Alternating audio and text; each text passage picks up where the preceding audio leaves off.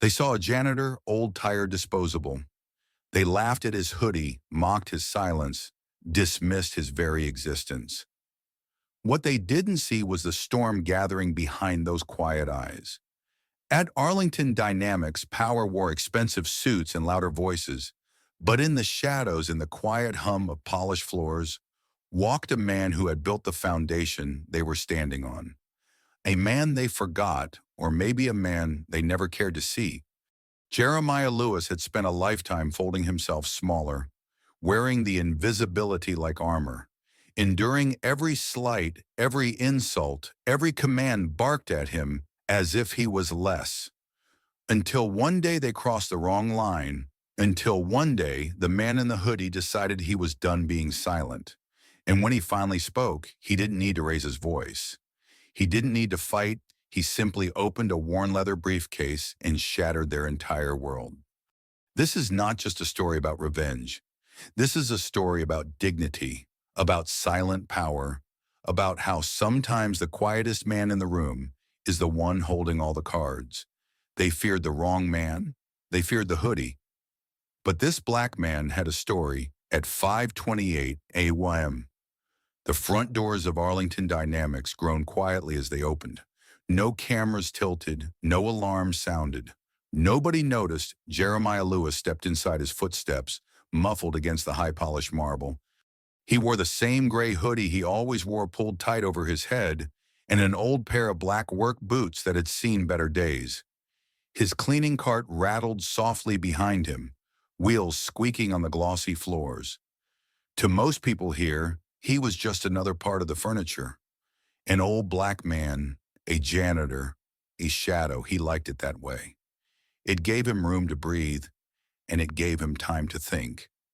The building around him hummed with silent electricity, waiting for the day to begin. Offices still dark, boardrooms still empty, desks arranged in perfect rows like soldiers waiting for orders. Everything in place for the power players to arrive in a few hours. Jeremiah pushed his cart down the long corridor lined with glass offices. Through the faint reflections, he caught glimpses of himself, the sag of his shoulders, the slow, careful movement of his hands. The hoodie he wore wasn't just clothing, it was armor. When Jeremiah had first started working here decades ago, Arlington Dynamics was a scrappy startup trying to survive. Back then, people shook hands, looked you in the eye. Back then, Samuel Prescott, the original founder, treated every man like he mattered. Even the janitor, especially the janitor. But Samuel had died 10 years ago, and the son, Nolan Prescott, had taken over. The boy with the silver spoon. The boy who had never built anything himself but was more than willing to tear things down for a quarterly bonus. Under Nolan's rule, Arlington had changed. It became colder, sharper. The marble was shinier, the windows bigger, the titles fancier, but the soul was gone. And Jeremiah. He had become invisible again.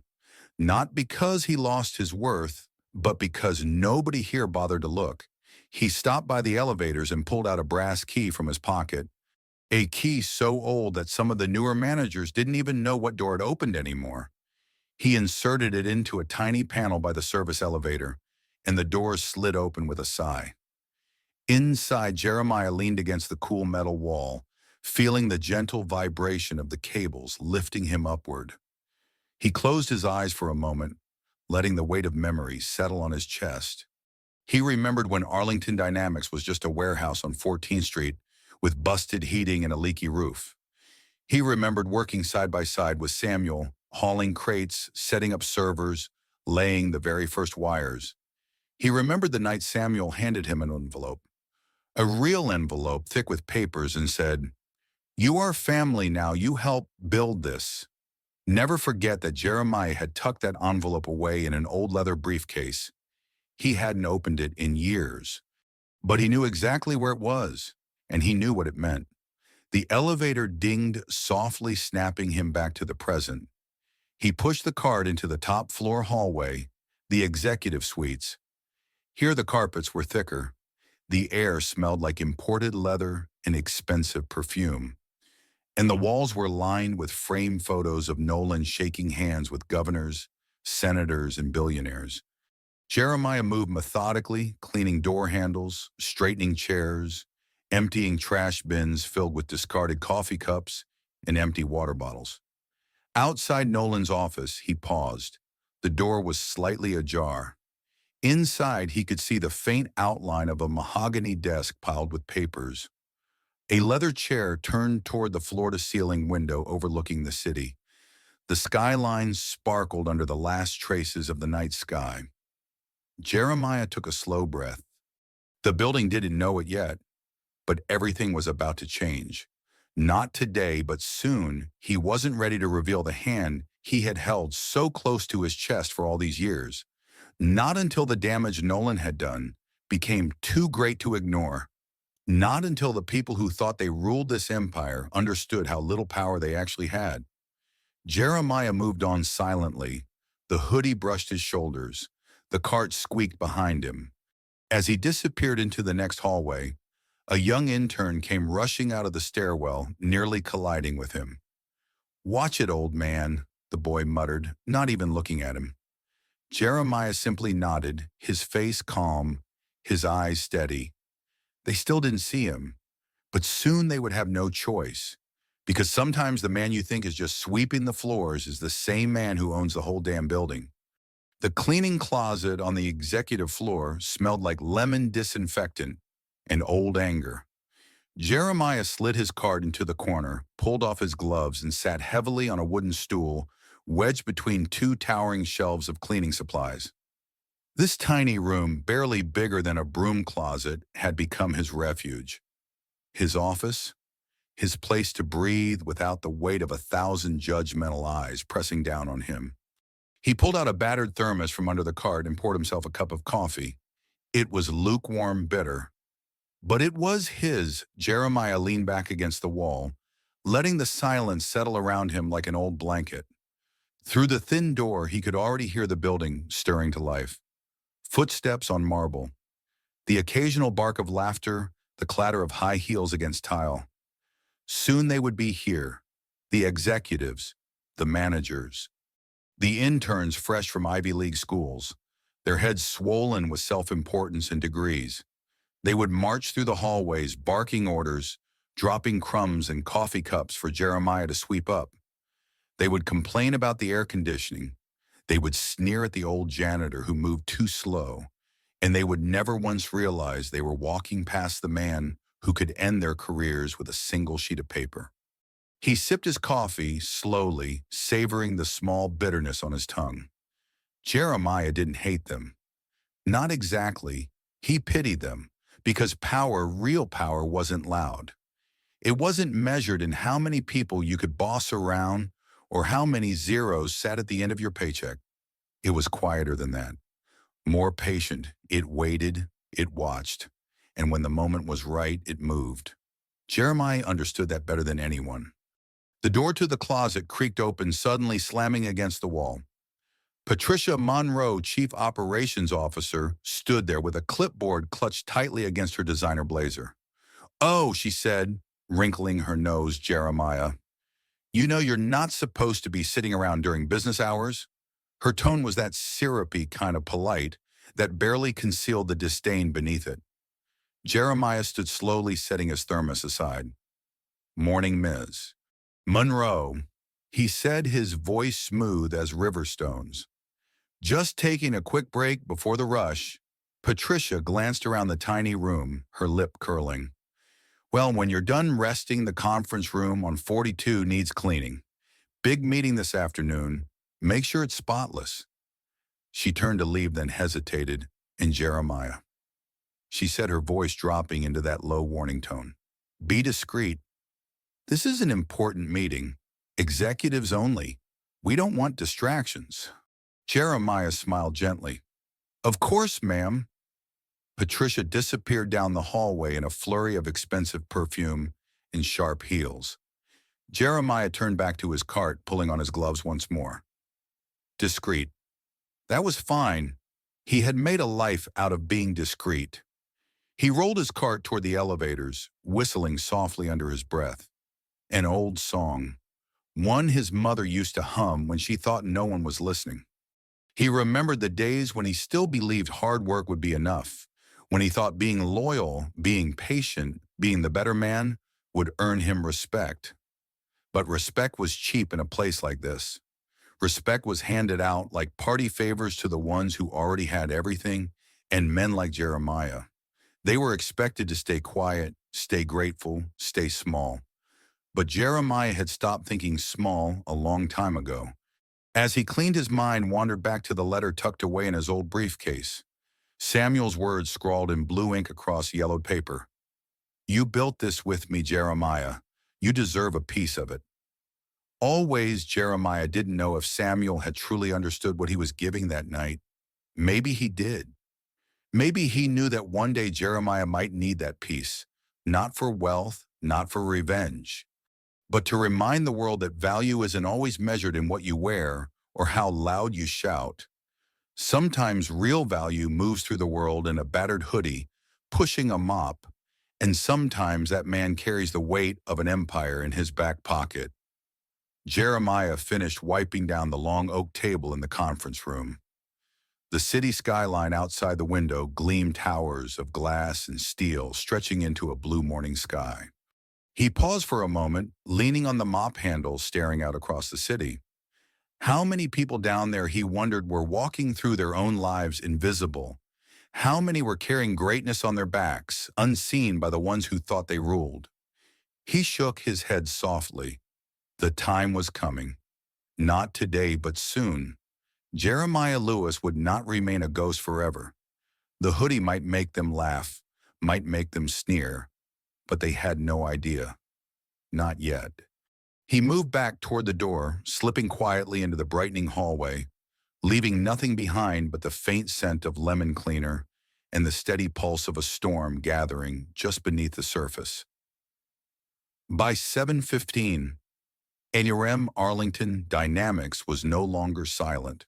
The once quiet corridors now buzzed with the crisp clicks of designer shoes, the hum of urgent conversations, and the rustle of freshly printed agendas.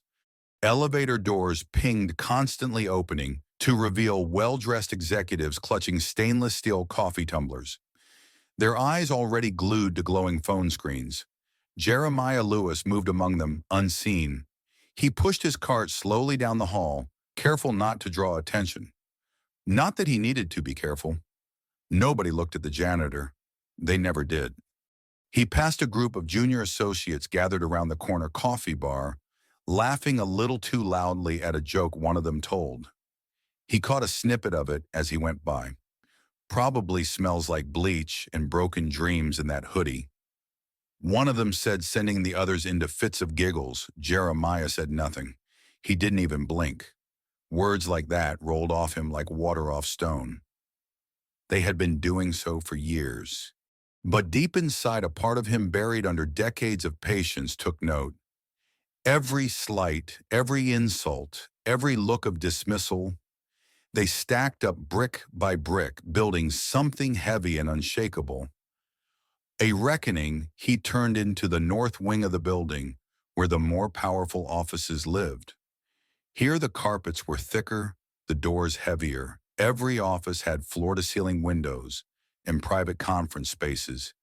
Here the laughter was softer, the whispers sharper. As Jeremiah passed Nolan Prescott's office, he caught movement inside. The CEO was already pacing behind his massive desk, barking orders into a headset. Cut the lower departments by 20%. Nolan was saying, "I don't care how long they've been here. If they can't generate revenue, they are liabilities." Jeremiah's hands tightened around the mop handle. He kept walking inside the executive kitchen. A young woman in a sleek navy dress wrinkled her nose as Jeremiah entered. "Can you come back later?" she said without looking up from her phone. "The smell of those cleaning supplies is giving me a headache." Jeremiah nodded once, backing out of the room. No argument, no scene. That was what they expected from him. Compliance, silence. He retreated down the hall and found himself standing outside the small glass room known as the Strategy Hub. Inside, half a dozen executives stood around a massive touchscreen table, tossing around ideas like they were throwing darts at a wall. Words floated to his ears: restructure layoffs, sell off divisions, outsource. Jeremiah watched for a long moment, invisible behind the thin reflection of the glass. These were the people who decided fates, who erased livelihoods with a swipe of a pen, who never once thought about the janitor pushing the mop behind them, or the single mother in accounting, or the maintenance guy with 3 kids and a mortgage hanging by a thread. To them, people were numbers. Jeremiah turned away before the anger in his chest had time to rise to the surface. Patience, he reminded himself. Always patience. Back in the service hallway, he leaned his cart against the wall and pulled out a small notepad from under the cleaning rags. A list was already there, written in neat, steady hand. Names, dates, departments. Documents years of watching. Years of recording every shady deal, every cut corner, every moment when the ones in charge thought nobody was paying attention. He had it all. It wasn't just about ownership anymore. It was about restoring what had been lost, what Samuel Prescott had built, and what Nolan was tearing apart for his own gain. Jeremiah tucked the notepad back into the cart just as the hallway filled with footsteps. Nolan Prescott strode past, trailed by a group of executives, laughing at some joke he made at the expense of the marketing team. He didn't even glance at Jeremiah's big meeting today. Nolan said loudly, "Make sure that janitor keeps the place looking decent. At least don't need the shareholders thinking we let just anyone in here." The group laughed again, high, tight laughter, the kind that always sounded like fear wearing a cheap mask. Jeremiah stood still, one hand resting casually on his cart, the other tucked into the pocket of his hoodie. Inside that pocket, his fingers brushed against the cool, familiar edge of an old metal key. A key that opened more than just doors. A key that would soon unlock the truth. As the executives disappeared around the corner, Jeremiah allowed himself a small private smile.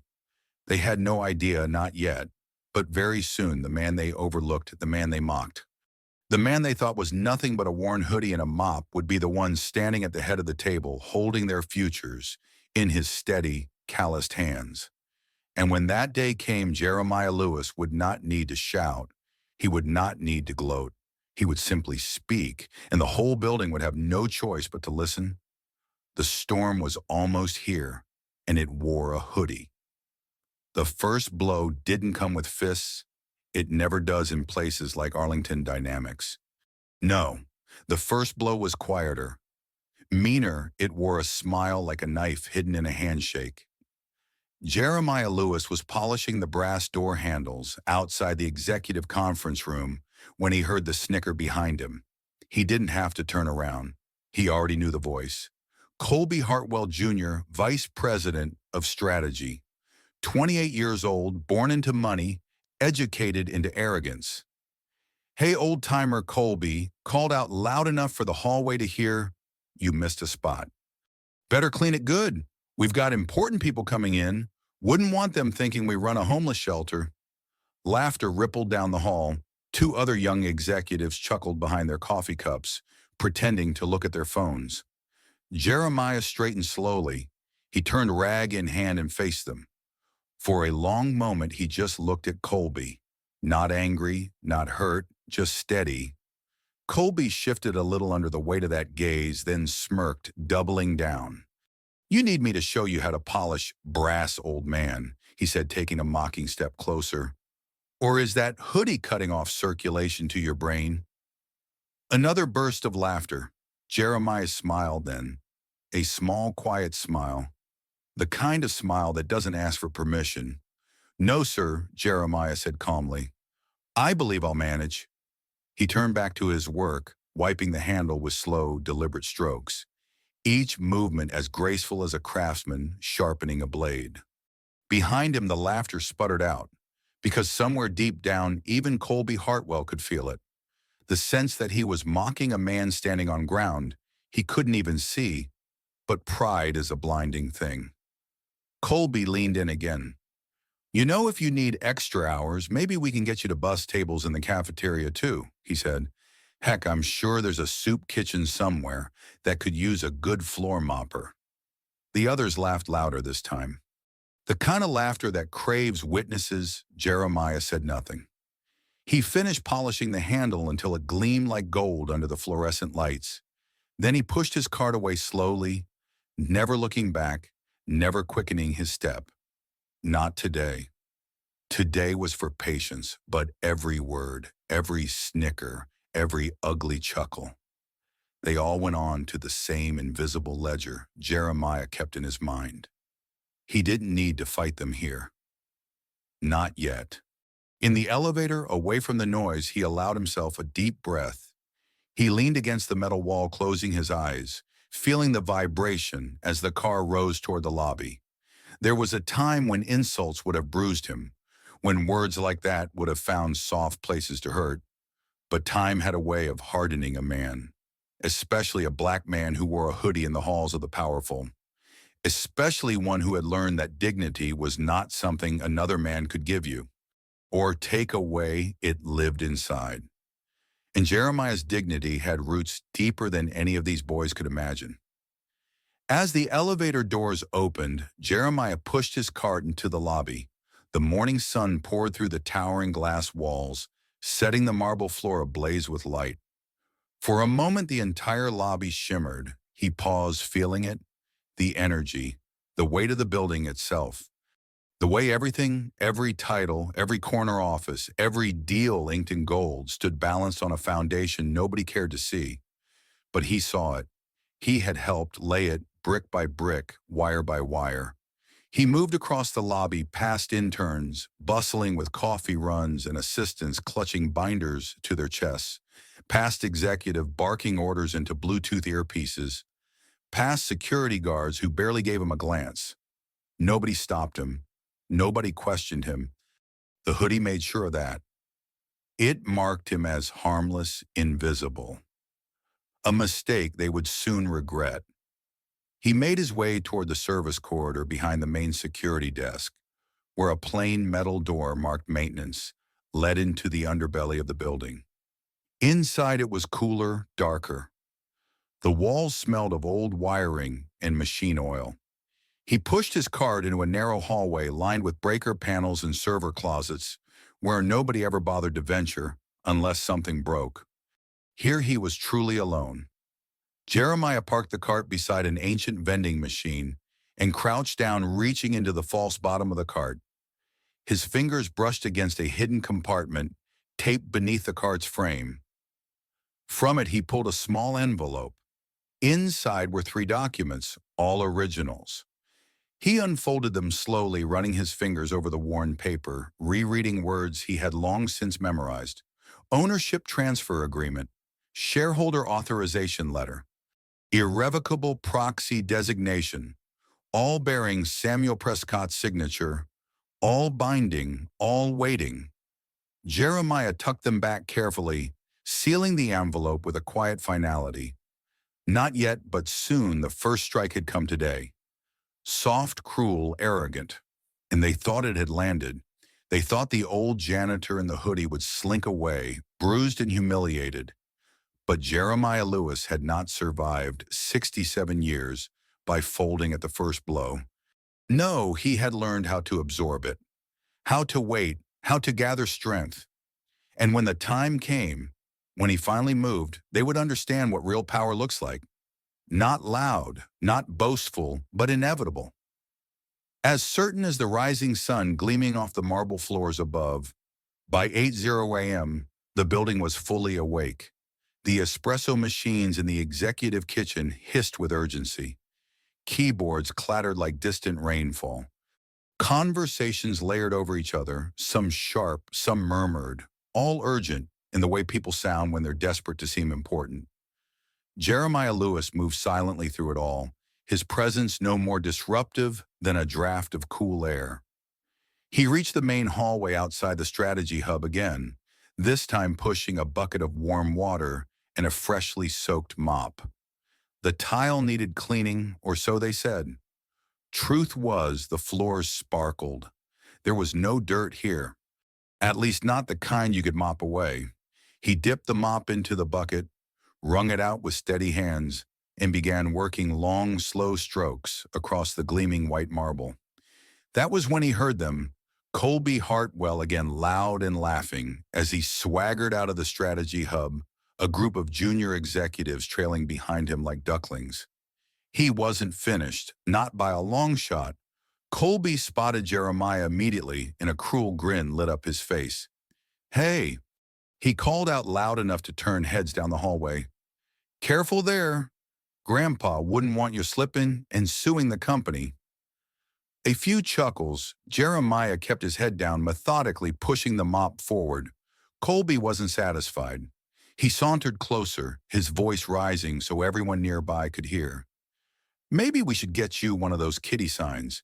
You know, caution old man at work. Wouldn't want the shareholders thinking we hired geriatrics to do the dirty work." Another wave of laughter. Jeremiah turned slightly, moving his mop in a fresh line of water just ahead of Colby's shiny leather shoes. He didn't say a word, didn't react. That silence, that absolute lack of fear, was gasoline on Colby's fire. He stepped deliberately into the wet floor, his expensive shoes squeaking as he exaggerated a stumble, catching himself on the nearby wall with an over-the-top gasp. "Whoops," he said mockingly. "Looks like OSHA's going to hear about this old man." More laughter, more eyes. Even a few middle managers standing at the far end of the hall smiled, pretending they didn't see, pretending they weren't complicit. Jeremiah straightened his back slowly, turning to face Colby fully. Their eyes locked for a long, charged second. Jeremiah's gaze was unreadable. Calm, steady. Colby's grin faltered just slightly, but pride is a heavy anchor. Colby wasn't about to back down now. He brushed invisible dust off his tailored jacket and said, voice dripping sarcasm, "Maybe next time try not to mop yourself into a lawsuit, huh? Or better yet, retire before we have to roll you out of here in a wheelchair." Somewhere down the hall, someone snorted, trying and failing to stifle their laughter. Jeremiah said nothing. He simply dipped the mop back into the bucket, wrung it out carefully, and resumed his slow, deliberate cleaning. But inside he was taking notes.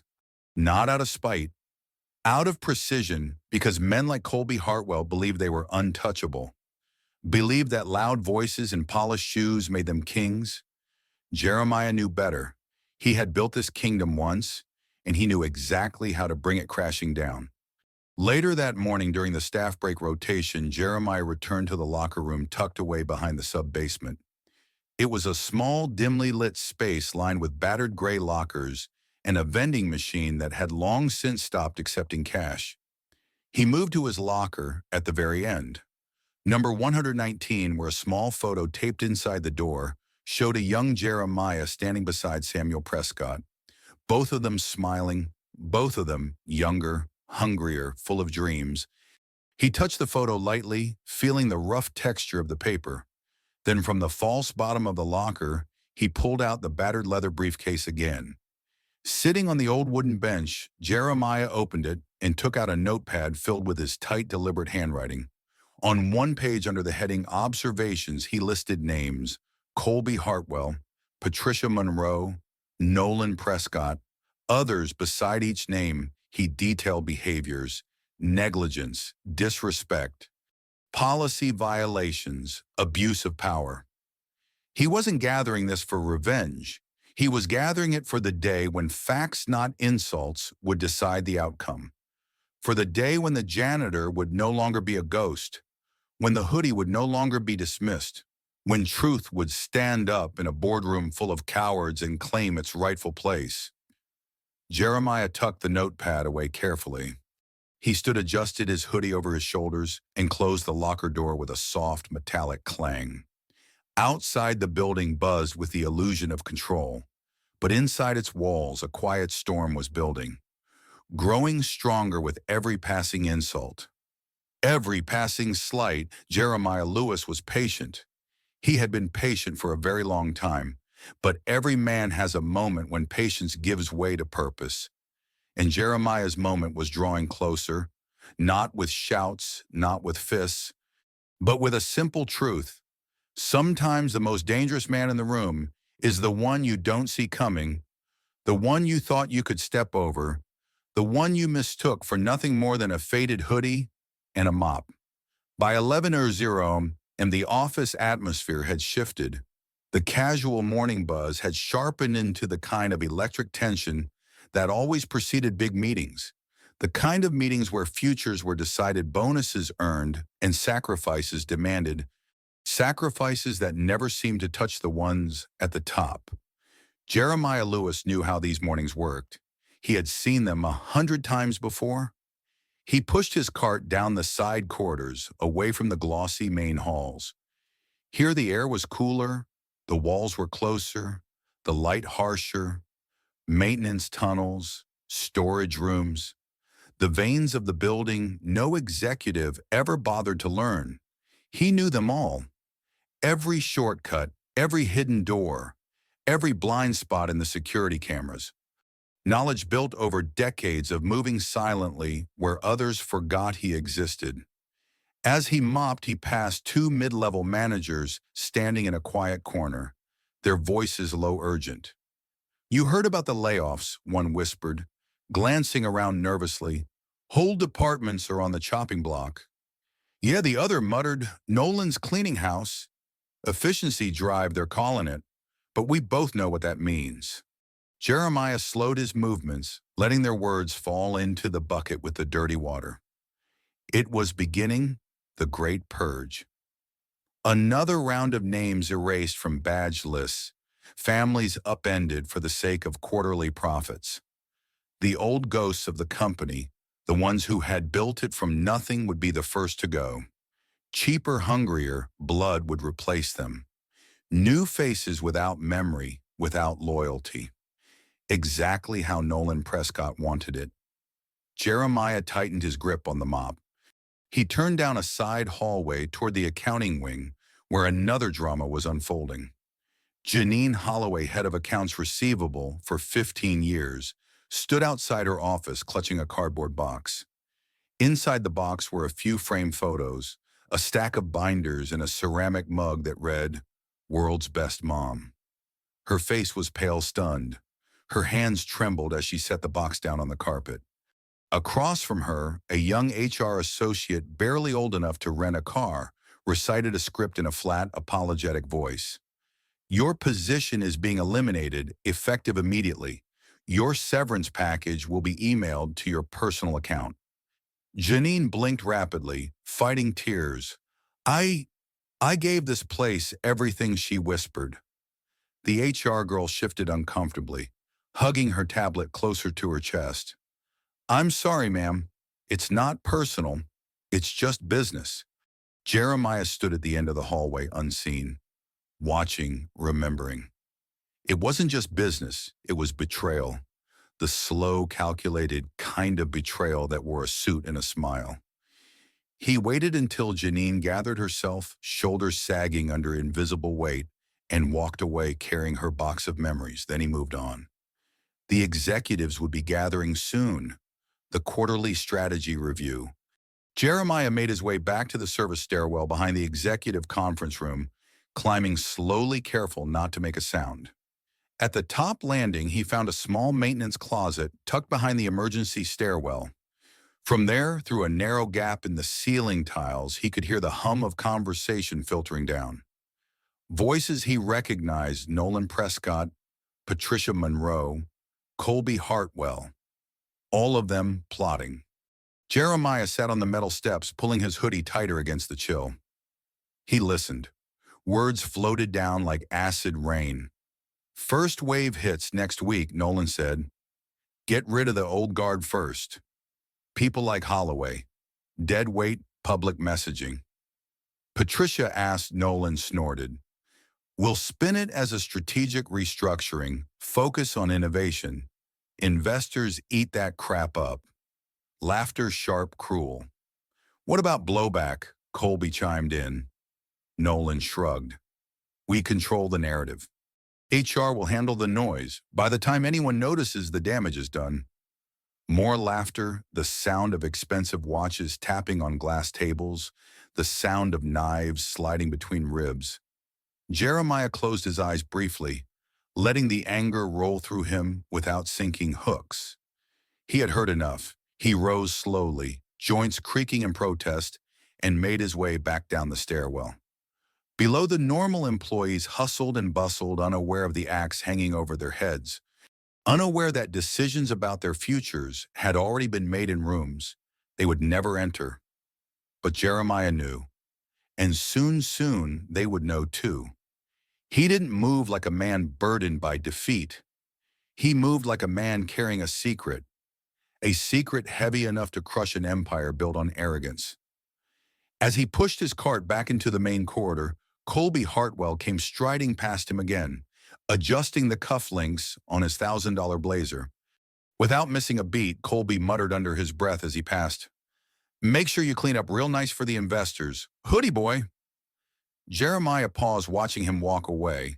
The words didn't sting. They only confirmed what he already knew.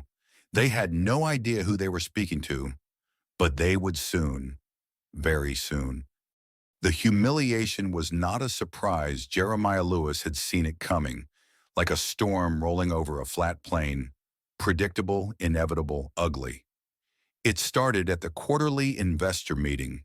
The grand ballroom on the 43rd floor had been transformed overnight into a cathedral of ambition. Crystal chandeliers sparkled. White tablecloths gleamed under the soft golden lights. Rows of chairs lined up like soldiers ready for inspection. A long, polished stage stretched across the front of the room, adorned with banners screaming Arlington Dynamics in bold, proud lettering. And standing in the center of it all, basking in the glow of artificial importance, was Nolan Prescott. He gripped the microphone with the easy arrogance of a man who had never been told no in his life. "Ladies and gentlemen," Nolan began, his voice smooth and polished, "today marks a new era for Arlington. Dynamics, leaner, smarter, stronger." Applause rippled through the room, sharp, efficient clapping from shareholders eager for bigger dividends, from executives eager for bigger bonuses. Jeremiah stood at the back wall beside the exit doors, his cart tucked against the side. Invisible as always, his hoodie drawn low, his hands steady. He listened as Nolan painted pictures with words, pictures filled with phrases like market repositioning, agile workforce, and revenue optimization. Jeremiah knew what it really meant. Layoffs, broken promises, families uprooted. He watched as the faces in the crowd nodded along, drank their free coffee, and smiled. It was during the second half of Nolan's speech that the real cruelty unfolded. And of course, Nolan said, flashing his 1,000-watt grin, "None of this would be possible without the hardworking support staff who keep this place running behind the scenes." Another polite round of applause. Jeremiah shifted slightly, sensing the trap before it even sprang.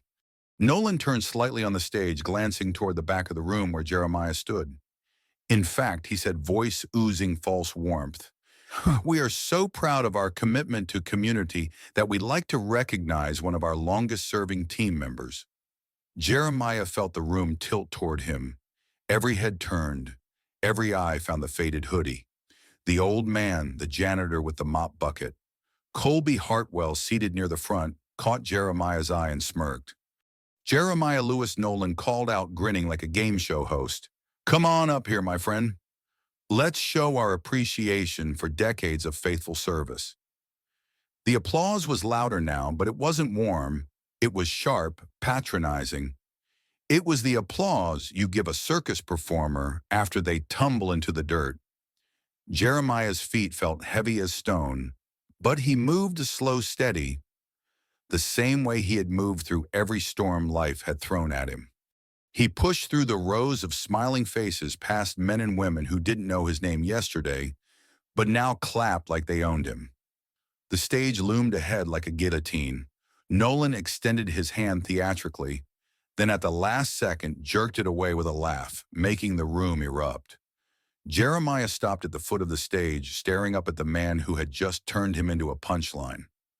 "Come on," Nolan said loudly, beckoning with mockery. No need to be shy. Another wave of laughter, phones flashed. Somebody was recording. Of course they were.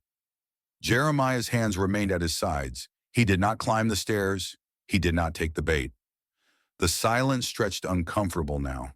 Nolan's smile tightened slightly. Well, he said, chuckling awkwardly. Guess Jeremiah prefers to work behind the scenes, huh? Man of mystery. The crowd chuckled obediently.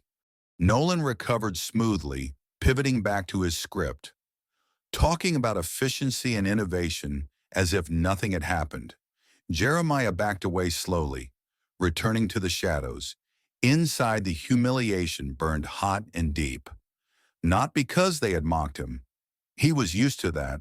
But because today they had shown the world exactly who they were, and the world had watched, the investors had watched, the employees had watched, the building itself had watched. Jeremiah leaned against the back wall, breathing slowly, feeling the storm gather tighter in his chest. Not yet, he told himself, patience. There was something powerful about letting a man hang himself with his own rope. Jeremiah wasn't angry. Anger was too small for what he felt. No, he was focused because humiliation is a kind of fuel, and he was about to burn it for all it was worth. After the stage humiliation, the room settled back into its easy rhythm of self-congratulation. Nolan Prescott continued to command the stage, pacing slowly, gesturing like a man who believed every word he said deserved applause. And with our new vision, Nolan boomed. We are committed to a future where only the best, the brightest, and the most agile will define Arlington dynamics. He didn't say it directly, he didn't have to. Everyone in the room knew exactly what that meant. Old employees, workers, past their prime support staff, without fancy degrees, all would be swept aside.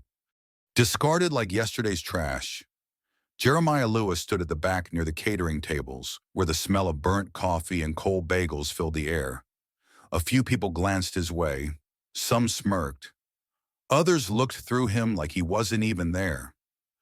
A young woman in a tight navy dress, balancing a tablet in one hand and a latte in the other, brushed past him roughly without a word.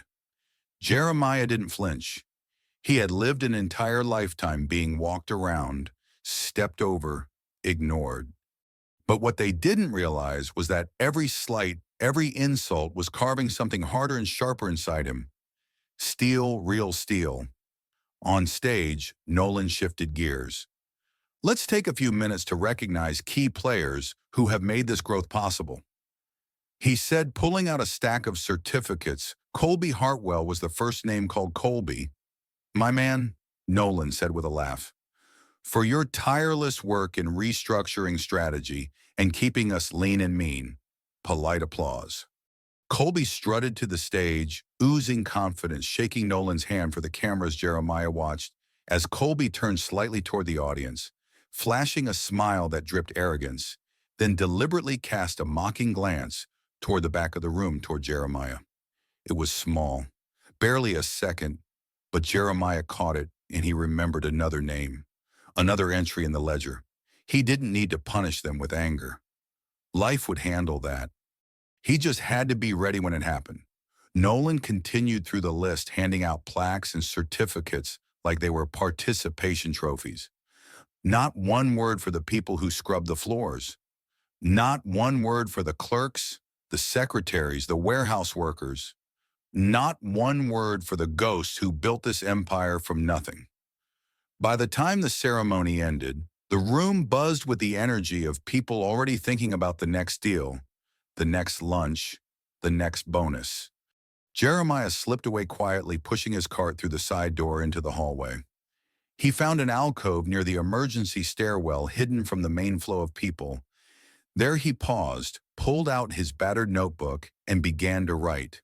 The names, the faces, the words spoken today. Not because he needed to remember, he would never forget, but because some records are sacred. Sacred like a testimony, sacred like a promise. Jeremiah finished writing, tucked the notebook back into its hiding place, and adjusted his hoodie over his head. Down the hall, a group of junior associates laughed loudly. "You see the janitor's face," one of them said between snickers. "Looked like he was about to cry. Probably the most excitement he's had in 20 years. Jeremiah caught the words like catching falling stones. He turned the corner before they could see his face. He didn't want them to see it yet. Not until the day came when they would have no choice but to look him full in the eye and understand exactly who they had mocked, exactly who they had underestimated, and exactly who they had lost to. In the dim stairwell, Jeremiah sat down on the bottom step, letting the chill of the concrete seep into his bones. He pulled out his phone, an old model with a cracked screen, and scrolled through his saved files. Photos, contracts, emails. A mountain of evidence. Years of patience. Years of careful documentation. Proof that Arlington Dynamics wasn't what it pretended to be. Proof that Nolan Prescott's empire was built on sand, held together by arrogance and lies. The janitor they humiliated today was not the man they thought he was, and soon the whole world would know. Jeremiah leaned back against the wall, closed his eyes and smiled. It wasn't a smile of joy or triumph. It was the kind of smile that comes when a man knows his time has finally come. A smile made of quiet storms and unshakable certainty. Above him, the laughter and chatter of the executives grew fainter as they moved back to their offices, their conference calls, their delusions of invincibility. They had celebrated their victory today, thrown their party, mocked their easy target. But they didn't realize their greatest mistake wasn't the words they said. It was the man they chose to say them about, and the price of that mistake was coming due. Very soon, the afternoon sun stretched long shadows across the marble floors of Arlington Dynamics. The investor meeting had ended, but the echoes of laughter still clung to the air, like smoke after a fire. Jeremiah Lewis moved through the building, slowly, methodically. He wiped down tables, he emptied trash bins, he polished the fingerprints off the chrome elevator buttons.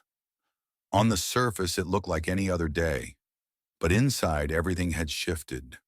The humiliation this morning had settled deep into the walls, into the furniture, into the rhythm of the place. It was like everyone walked a little taller now, like they believed even more fully in the lie that they were untouchable, powerful. They didn't realize yet how fragile it all was. Jeremiah saw it clearly. It wasn't anger that guided him now. It was clarity. He finished cleaning the second-floor conference room and pushed his cart toward the freight elevator at the back of the building. As he waited for the elevator to descend, he caught sight of himself in the polished steel doors. A black man in a faded hoodie, a mop handle resting loosely in one hand. To anyone else, he looked like the lowest man in the building, and that suited him just fine. The elevator doors opened with a hiss, and Jeremiah stepped inside.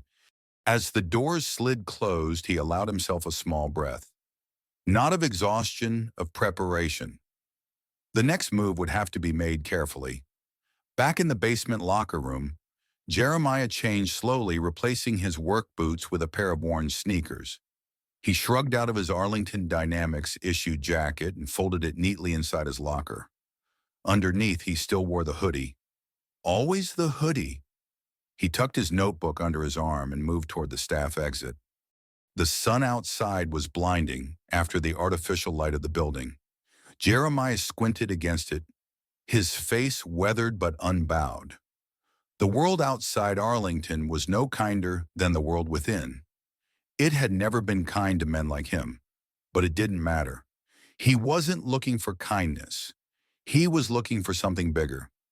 He turned left down the side street, his sneakers slapping softly against the cracked pavement. He passed a group of young men in tailored suits standing near a coffee cart, laughing about something on one of their phones. Jeremiah didn't need to see the screen to know what it was. He knew the video from the investor meeting. The moment Nolan had called him out. The moment he had been turned into a joke, a meme, a punchline. By tomorrow morning, It would be everywhere. Social media, private group chats, maybe even leaked to the press under the headline, "Funny Moment at Arlington Shareholder Meeting." Jeremiah walked past without a glance. Let them laugh. Laughter was cheap. Truth had a way of costing everything. He reached the bus stop at the corner and sat heavily on the worn bench. From his pocket, he pulled a battered smartphone and opened the folder he had named simply Insurance. It was all there. Proof of embezzlement, proof of insider trading, proof of labor law, violations, documents. Samuel Prescott had trusted him to keep documents.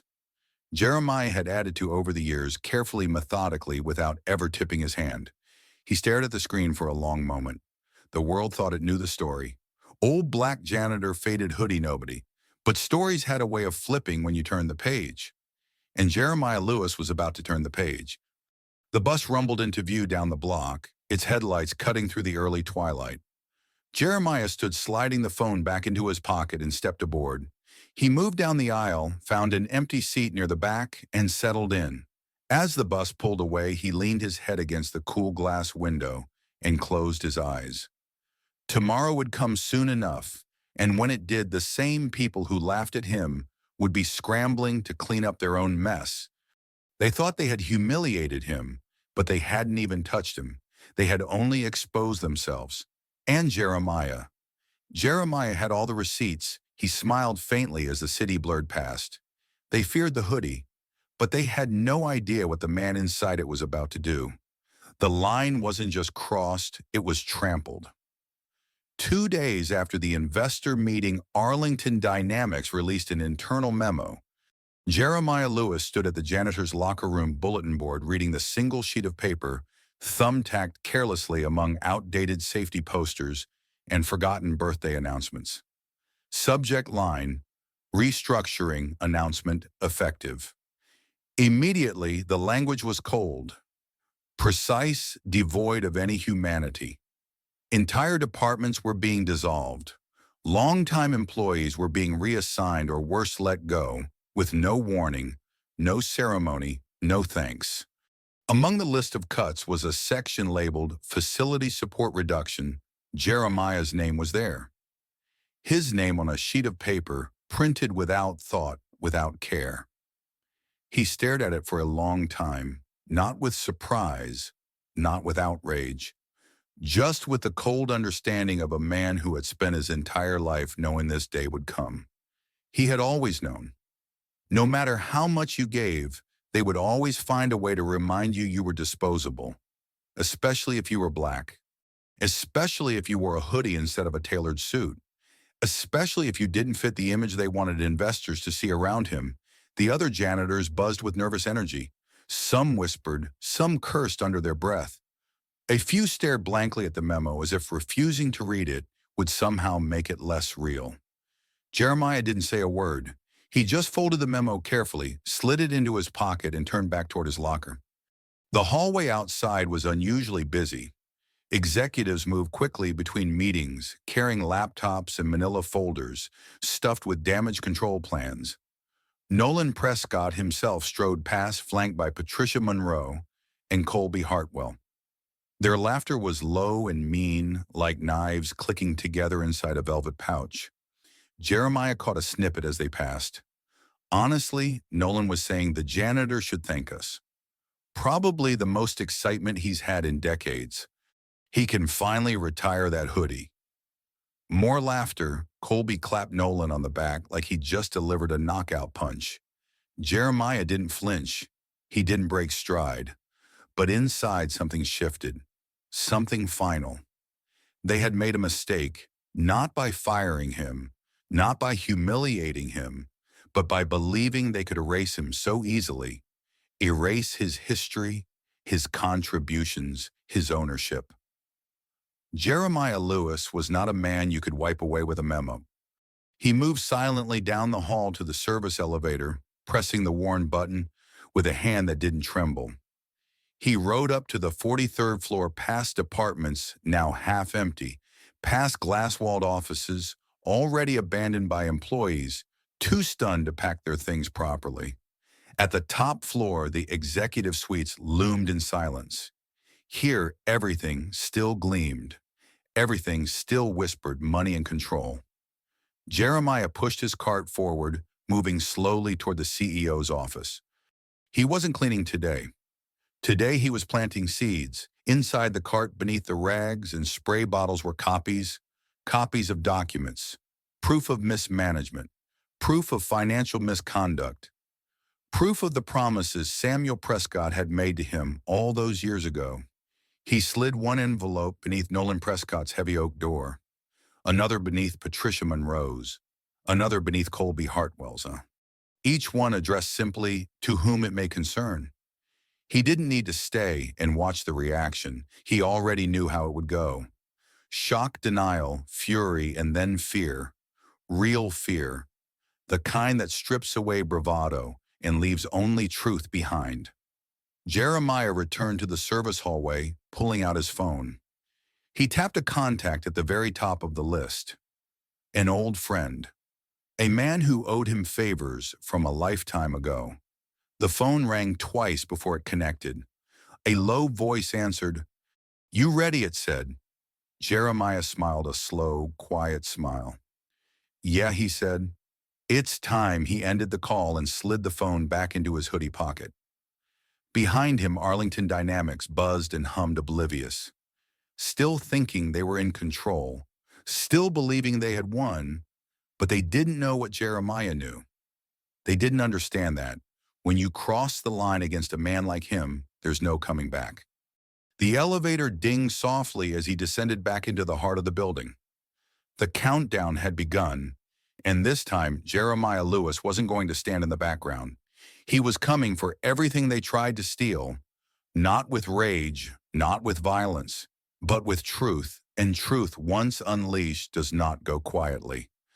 By noon, the ripples had started. It began with a flurry of emails. Subject lines like "urgent, immediate action, required and review attached documentation" popped up on every executive's phone. Inside the glass fortress of the 43rd floor, the tension thickened like wet cement. Patricia Monroe was the first to react. She stormed into Nolan Prescott's office, an envelope crumpled in her manicured hand. "You see this?" she hissed, slamming it onto his desk. Nolan barely glanced up from his computer. "I'm in the middle of something." "You need to read it," Patricia snapped, her voice low but sharp. Now Nolan sighed dramatically and ripped the envelope open. His eyes flicked across the first page, then the second. Then they stopped moving altogether. The blood drained from his face. Patricia folded her arms, watching him carefully. "This is real," she said. "It's not just one memo or one report. It's years, decades." Nolan dropped the papers on his desk like they burned his fingers. "Where the hell did this come from?" he muttered. Patricia didn't answer. She didn't need to, because just then, Colby Hartwell stumbled in, pale, clutching his own envelope. The three of them locked eyes. And for the first time since Nolan Prescott had inherited this empire, there was fear in the room. Real fear. It didn't take long for the calls to start. First the legal team, then public relations, then risk management. Each conversation more frantic than the last. Each suggestion more desperate.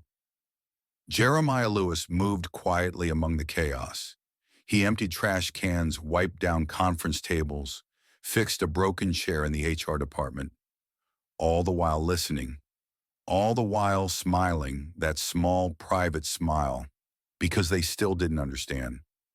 They thought this was just a scandal, something they could bury with hush money and non-disclosure agreements. They thought they could spin it, contain it, outrun it. They didn't realize yet. You can't outrun the truth, and Jeremiah was done running. Later that afternoon, Jeremiah found himself outside the executive boardroom. The double doors were closed. Muffled voices leaked through the crack where the two doors met. He leaned casually against his cart, pretending to fix the squeaky wheel, while he listened. "They can't prove anything," Colby said. His voice tight, Patricia snapped back immediately. "Are you stupid?" Half of these documents are signed by you. A heavy thud, Nolan slamming his palm on the table. We need a scapegoat, he growled. Somebody lower level, somebody expendable. Jeremiah's mouth twitched. There it was. Their solution: find someone weaker, blame them, save themselves. It was the same playbook they always used, but this time the script had already been rewritten. Not by them, by the man they thought was invisible. A man in a faded hoodie who had watched them weave their own noose, knot by knot, year after year. And now all he had to do was give the rope a little tug. He pushed the cart away from the door and moved down the hall, his sneakers silent on the thick carpet. He had one more stop to make, one more piece to set in motion. Down in the basement archives, the lights buzzed weakly overhead as Jeremiah unlocked the old steel filing cabinets. Cabinets even the managers had forgotten existed. He flipped through dusty manila folders until he found what he was looking for. The original charter of Arlington Dynamics, signed by Samuel Prescott and Jeremiah Lewis, proof that not only was he a stakeholder, he was a founder, a fact that had been buried, ignored, forgotten. Until now, he slid the charter carefully into a plastic sleeve, tucked it beneath his hoodie, and made his way back upstairs. The building above him seethed with barely contained panic. Phone calls, closed-door meetings, urgent whispers, all trying to fix something too broken to fix. Jeremiah passed unnoticed through it all, a ghost in plain sight, but not for much longer. He exited onto the loading dock, where the autumn wind whipped down the alleyway, tugging at the edges of his hoodie. Across the street, a black sedan idled. Inside sat the man Jeremiah had called 2 days earlier, an old friend, now a top investigative journalist for a national paper. Jeremiah approached the car, pulled the folder from under his hoodie, and handed it through the open window. "No games," Jeremiah said quietly. "Full story, full truth." The journalist nodded once. "You have my word." Jeremiah stepped back as the car pulled away, its taillights disappearing into the city. It was done. The fuse was lit, and Arlington Dynamics had no idea how fast the fire was about to spread. Jeremiah turned back toward the building, hands deep in the pocket of his hoodie, and smiled. Not the smile of a janitor, not the smile of a man who had just lost his job. The smile of a man who had just taken the first real step toward reclaiming everything they tried to steal. The line had been crossed. Now it was their turn to face the consequences. The storm hit the next morning. It started with a headline: "Whistleblower exposes corruption at Arlington Dynamics, CEO under investigation." Then another leaked documents reveal shocking misconduct by corporate leadership. By noon, it was everywhere. Cable news anchors dissected every detail. Podcasts debated whether Nolan Prescott could survive the scandal. Stock prices tumbled like leaves in a hard wind. Inside Arlington Dynamics, chaos reigned. Nolan's assistant sobbed openly at her desk. Colby Hartwell locked himself in his office, refusing to take calls. Patricia Monroe frantically dialed lawyer after lawyer, her face a mask of cold terror. And through it all, Jeremiah Lewis walked the halls one last time. His cart was empty now. No mop, no rags, no cleaning supplies. He didn't need them anymore. He moved slowly, deliberately, soaking in every detail. The marble floors that once gleamed with false promises. The towering glass walls that hid corruption in plain sight. The portraits of executives who now stared down in silent, helpless judgment. Nobody spoke to him. Nobody even dared look him in the eye. The man in the hoodie they once mocked had become something else entirely. A reckoning at the main security desk. A cluster of executives huddled around their phones, whispering urgently, "They have copies of the shareholder agreements. Jeremiah Lewis, he's on the original charter we can't spin." This Jeremiah paused for a moment, watching them, watching the panic, the unraveling. He didn't smile. He didn't gloat. He simply stood there, a living reminder of the truth they had tried so hard to erase and failed. In the boardroom, Nolan Prescott slumped at the head of the table, tie loosened, hair disheveled. The board members sat stiffly around him, faces grim, eyes hard. "You assured us," one board member said coldly, "that there were no risks, that Jeremiah Lewis was a non-issue." Nolan's mouth worked uselessly for a moment before words tumbled out. "He's a janitor." Nolan stammered. He was supposed to be nothing." Another board member leaned forward, sliding a folder across the table. Inside were the documents Jeremiah had released, ownership agreements, evidence of fraud, email chains implicating Nolan and his closest allies. "You failed to recognize," the board member said, voice sharp as glass, "that sometimes the man you ignore is the one who holds all the cards." Nolan's hands trembled as he reached for a glass of water. He knocked it over instead, the water spreading quickly across the table, soaking the damning paperwork. An apt metaphor if anyone had the stomach to appreciate it. Outside the glass walls of the boardroom, Jeremiah watched for a long moment. He wasn't part of this meeting. He didn't need to be. His work was already done. Later that afternoon, as the sun dipped low over the city skyline, Jeremiah found himself standing once more in the executive lobby. His hoodie was zipped up against the cool air, his sneakers silent on the polished floors. A security guard approached, nervous, hesitant. "Mr. Lewis," the guard said quietly, almost deferentially, "the board has requested your presence upstairs. They're ready to meet." Jeremiah looked past the guard toward the elevators, toward the future. For a moment he considered. He could go upstairs. He could watch Nolan Prescott squirm. He could listen as they begged him to help clean up their mess. He could demand apologies, demand titles, demand the respect they had so long denied him. But Jeremiah had never been interested in begging for scraps. He didn't need their permission to stand tall. He already had everything he needed. He shook his head slowly. "No," he said, his voice quiet but firm. "Tell them. They can figure it out on their own." The guard blinked, confused. Jeremiah turned and walked toward the front doors, toward the street, toward the open world. He didn't look back, not once, because true power isn't about clinging to broken systems. True power is about knowing when to walk away and knowing you already won.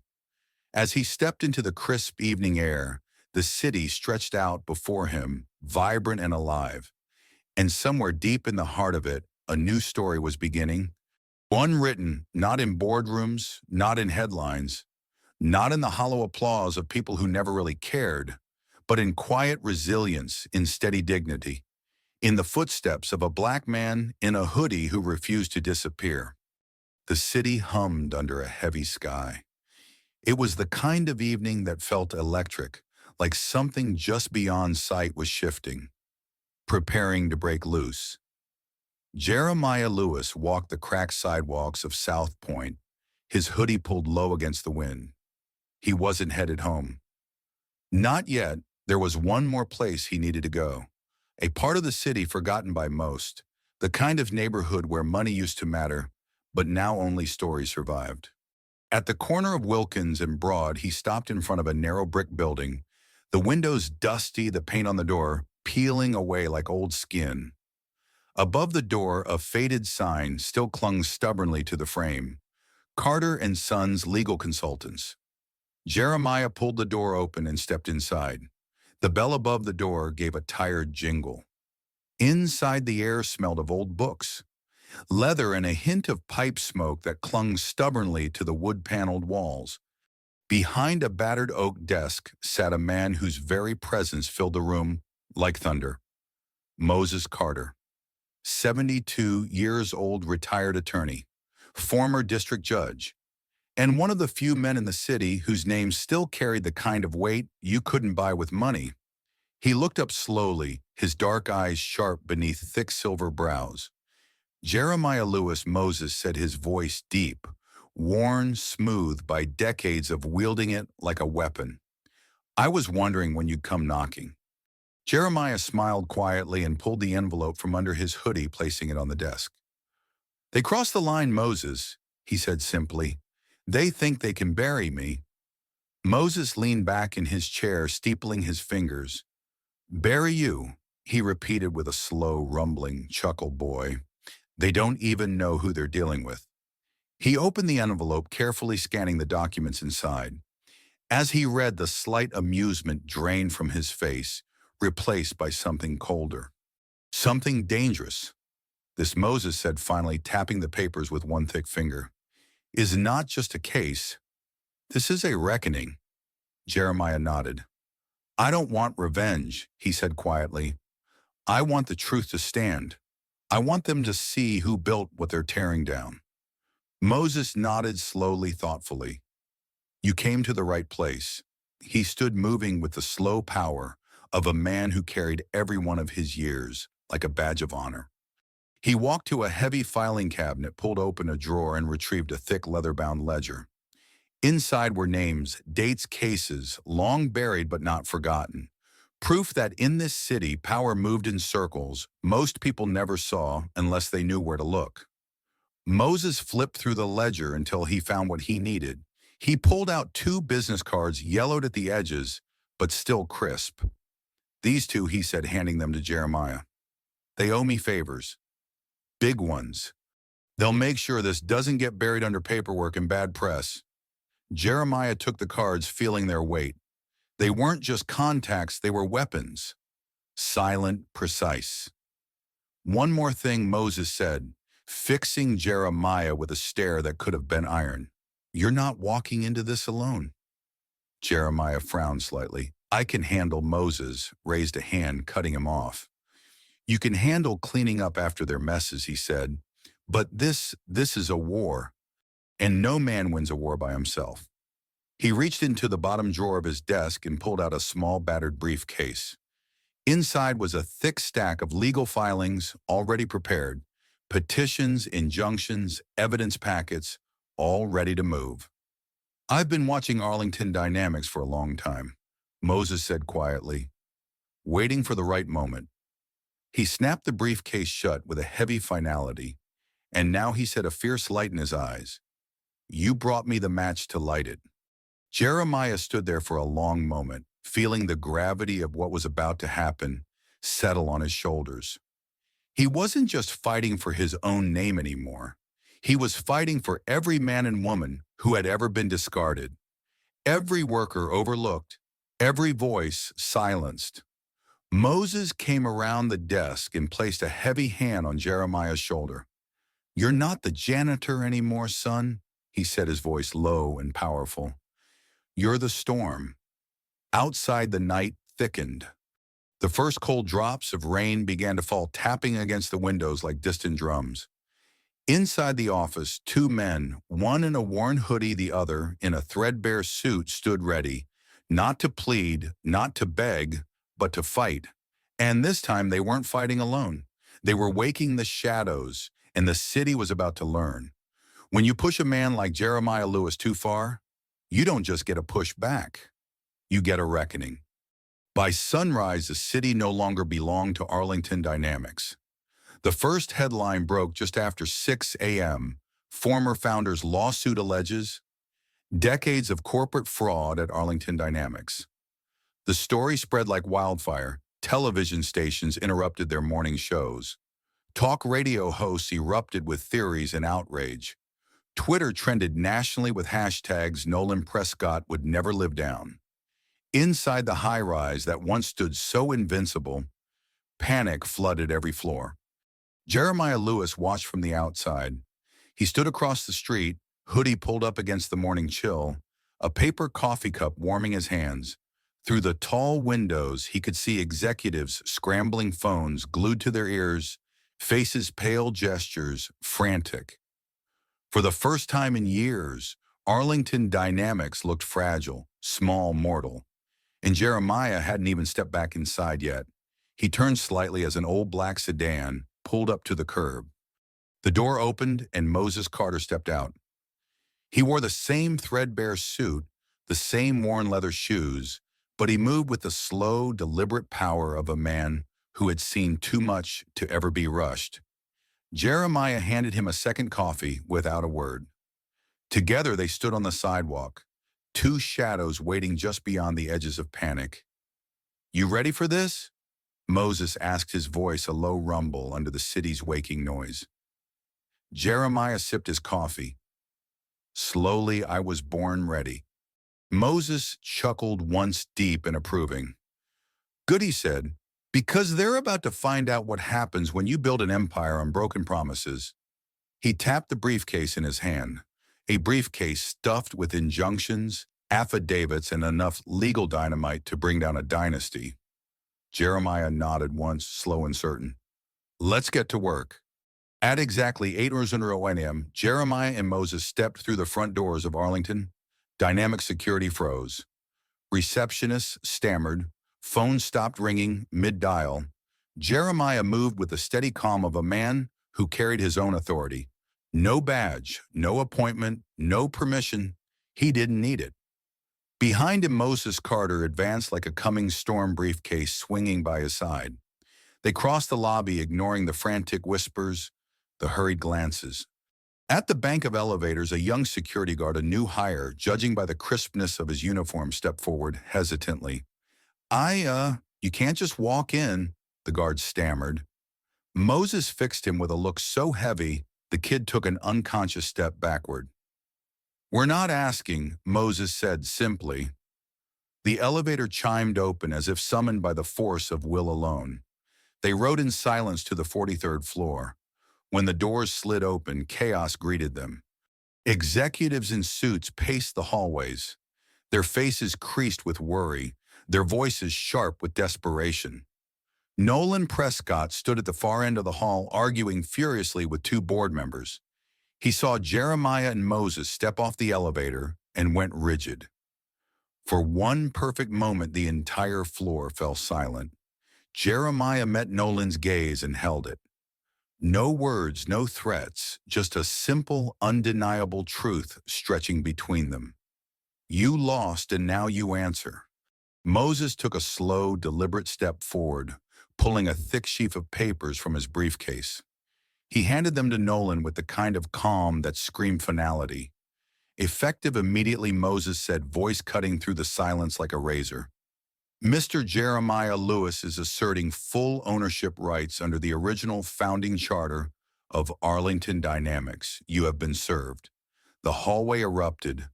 Voices rose in frantic protest. Phones were whipped out. Lawyers were speed dialed. But none of it mattered. The die was cast. The documents were real. The ownership was binding. The courts would see it, and no amount of noise could change that. Now Jeremiah stood still in the chaos, a rock in a rising tide. He didn't gloat. He didn't sneer. He simply watched. This wasn't about revenge. It was about justice, about restoring what had been stolen, about honoring the foundation laid in sweat, sacrifice, and unseen labor. Slowly, Nolan crumpled the papers in his hand, rage and fear warring across his face. "You'll regret this," he spat, his voice shaking. Jeremiah smiled softly.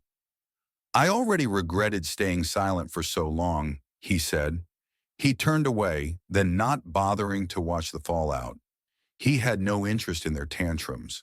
The world didn't need another speech, it needed action. Real, quiet, unstoppable action. Moses fell into step beside him as they walked down the hallway, past the panicked executives, past the stunned assistants. The two men moved like a silent force the building could no longer contain. Behind them, Arlington Dynamics shook on its rotten foundation. Ahead of them, something better waited, something built not on arrogance, but on truth.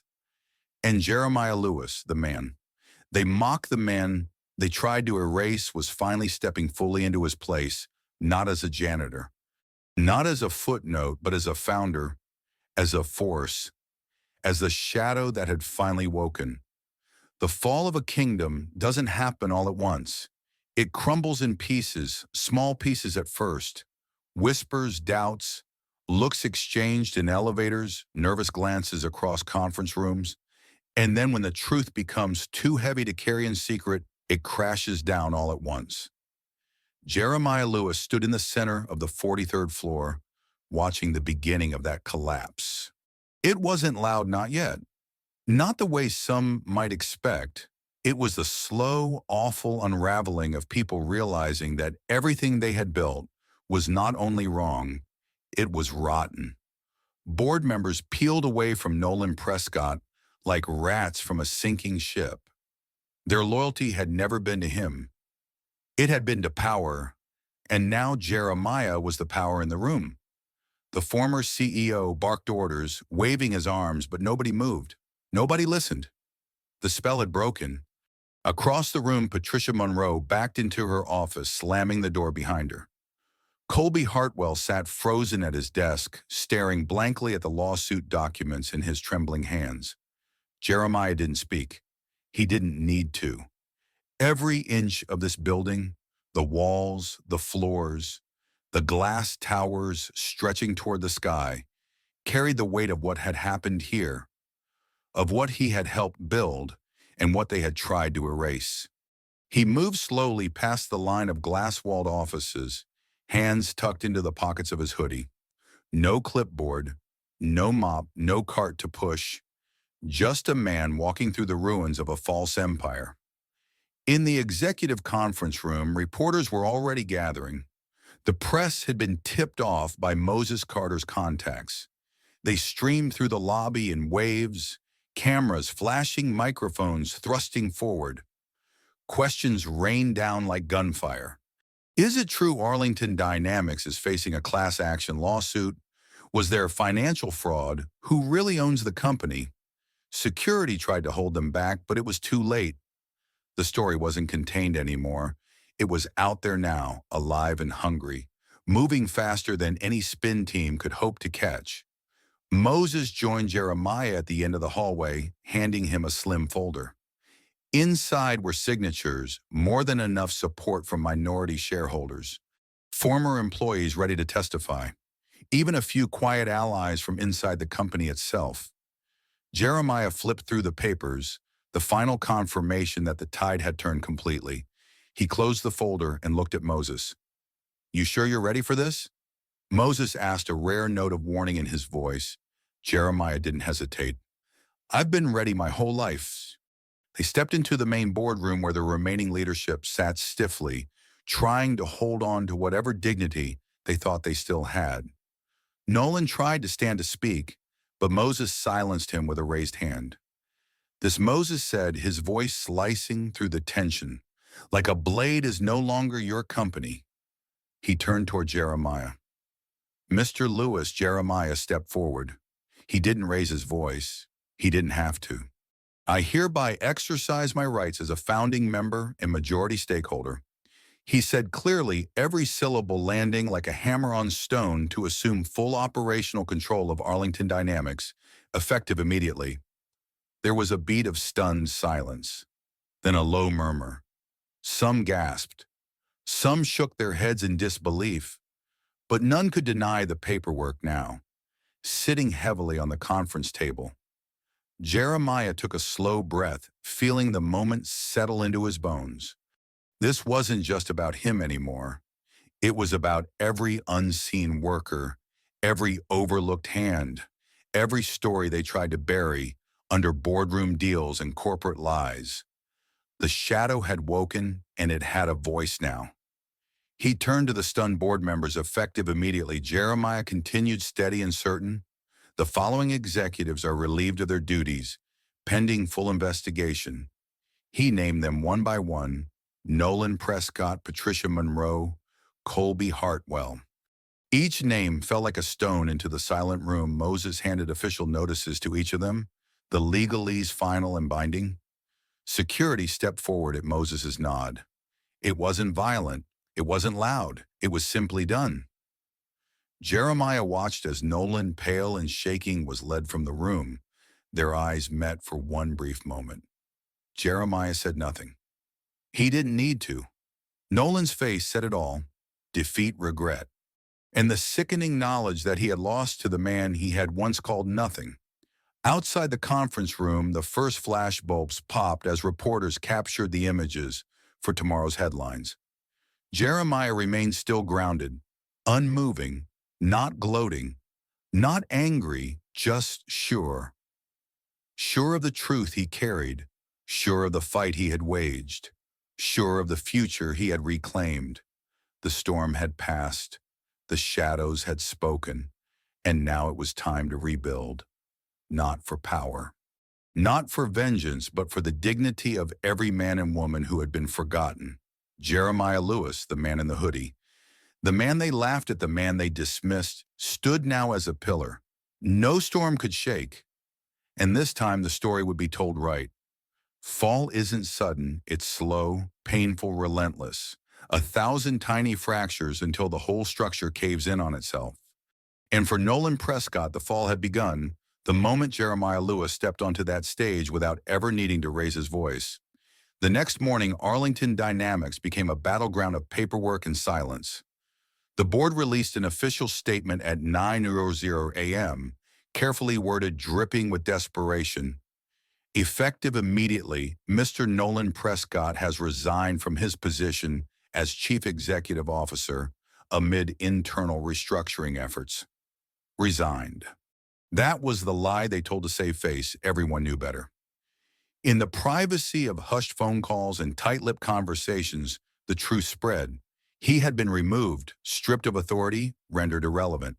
Worse still, his legacy, his carefully crafted public image was collapsing faster than any corporate empire he ever pretended to build. Reporters camped outside his condo downtown. Former allies ghosted him overnight. Investors filed lawsuits faster than his legal team could respond. Inside his penthouse, Nolan sat alone staring out at the gray skyline, a half-empty whiskey glass sweating onto a table littered with unpaid bills and legal threats. No friends, no family standing by. Just the slow dawning realization that he had become exactly what Jeremiah had once been accused of being: invisible, replaceable, forgotten. Meanwhile, at Arlington Dynamics, the work of rebuilding had already begun. Jeremiah didn't sit in Nolan's office. He didn't need to. Instead, he converted a small conference room on the 20th floor, a room lined with floor-to-ceiling windows, where the light flooded in without asking permission. He replaced the sleek, polished table with a circle of battered chairs pulled from storage. No hierarchies, no thrones, just conversation, just truth. The first meeting wasn't with executives or shareholders. It was with the maintenance staff, the cafeteria workers, the security guards, the mailroom runners, the people who had kept the company alive when the so-called leaders were busy stealing from it. They came in hesitant at first, eyes, wary shoulders, hunched, but Jeremiah greeted each of them personally by name, with a handshake, with respect. When everyone had settled, he spoke, his voice low, but full of steady strength. This place, he said, sweeping a hand around the room, was not built by the men who signed the checks. It was built by you. A ripple went through the crowd. Skepticism, hope, disbelief. Jeremiah understood it. He didn't ask for their trust. He would earn it one day at a time, one decision at a time. Back upstairs, Patricia Monroe sat stiffly across from a committee of external auditors. Her lawyer, a thin man who looked like he hadn't slept in days, whispered frantically into her ear. It was no use. The evidence Jeremiah and Moses had gathered was airtight. She could either cooperate or she could face criminal charges. Patricia, who once barked orders without a second thought, now found herself answering questions she never imagined she would have to hear. How long had she known about the embezzlement? How many internal complaints had she buried? How much money had she funneled into off-the-books accounts? Each answer chipped away at the armor she had worn for so long.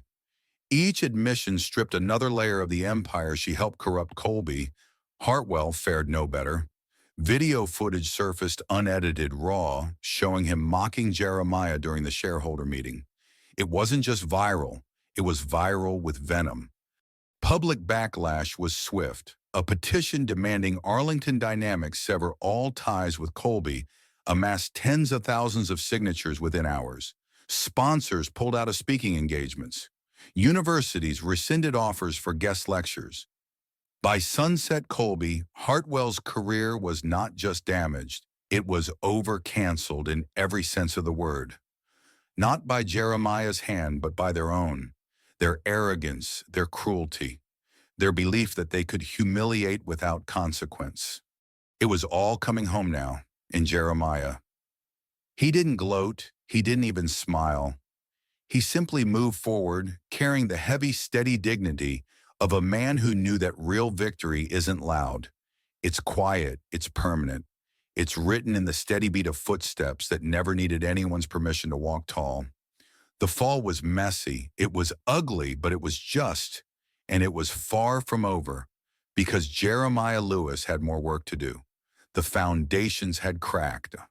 Now it was time to rebuild brick by brick, person by person, story by story. And this time the right hands would be the ones laying those bricks. The legal blows fell fast and hard. By the end of the week, Arlington Dynamics had lost nearly 30% of its market value. Investors weren't just angry. They were abandoning ship. Pension funds pulled out first, then private equity groups, then individual shareholders desperate to salvage what little they could before the inevitable collapse. Headlines screamed across every media outlet: Arlington Dynamics under federal investigation. Former CEO and executives face criminal charges. Whistleblower founder resurrects company's forgotten past. Inside the building, you could feel the air tighten with every passing hour. Departments that once operated with military precision now shuffled paper aimlessly, waiting for the next announcement, the next subpoena, the next pink slip. The men and women who had laughed at Jeremiah Lewis in the hallways, the ones who had looked through him now, moved in small, nervous packs. Their voices hushed, their eyes darting toward every closed office door. Fear had a way of shrinking people, and Arlington was full of small people now. In a dim office on the 22nd floor, Patricia Monroe sat across from a federal investigator. Her hands, once manicured and commanding, trembled slightly as she signed a cooperation agreement, immunity in exchange for full disclosure. She would tell them everything, every lie, every fraud, every time she looked the other way, while Nolan and his inner circle siphoned money from the bones of the company. The pen scratched loudly against the paper in the heavy silence. Patricia didn't look up, didn't speak, because what was there left to say? Words couldn't fix what she had broken. Not anymore. Colby Hartwell's fall was even uglier. Videos surfaced, old recordings from internal events from company retreats. Footage of Colby mocking lower-level employees. Footage of him drunkenly bragging about burying harassment complaints under piles of paperwork. Footage that painted him not as a rogue executive, but as the natural product of a toxic system. Within 72 hours, every major client tied to Arlington's consulting division severed their contracts. Colby received a formal letter of termination. No severance, no recommendations, no soft landing. He was radioactive, unemployable, erased.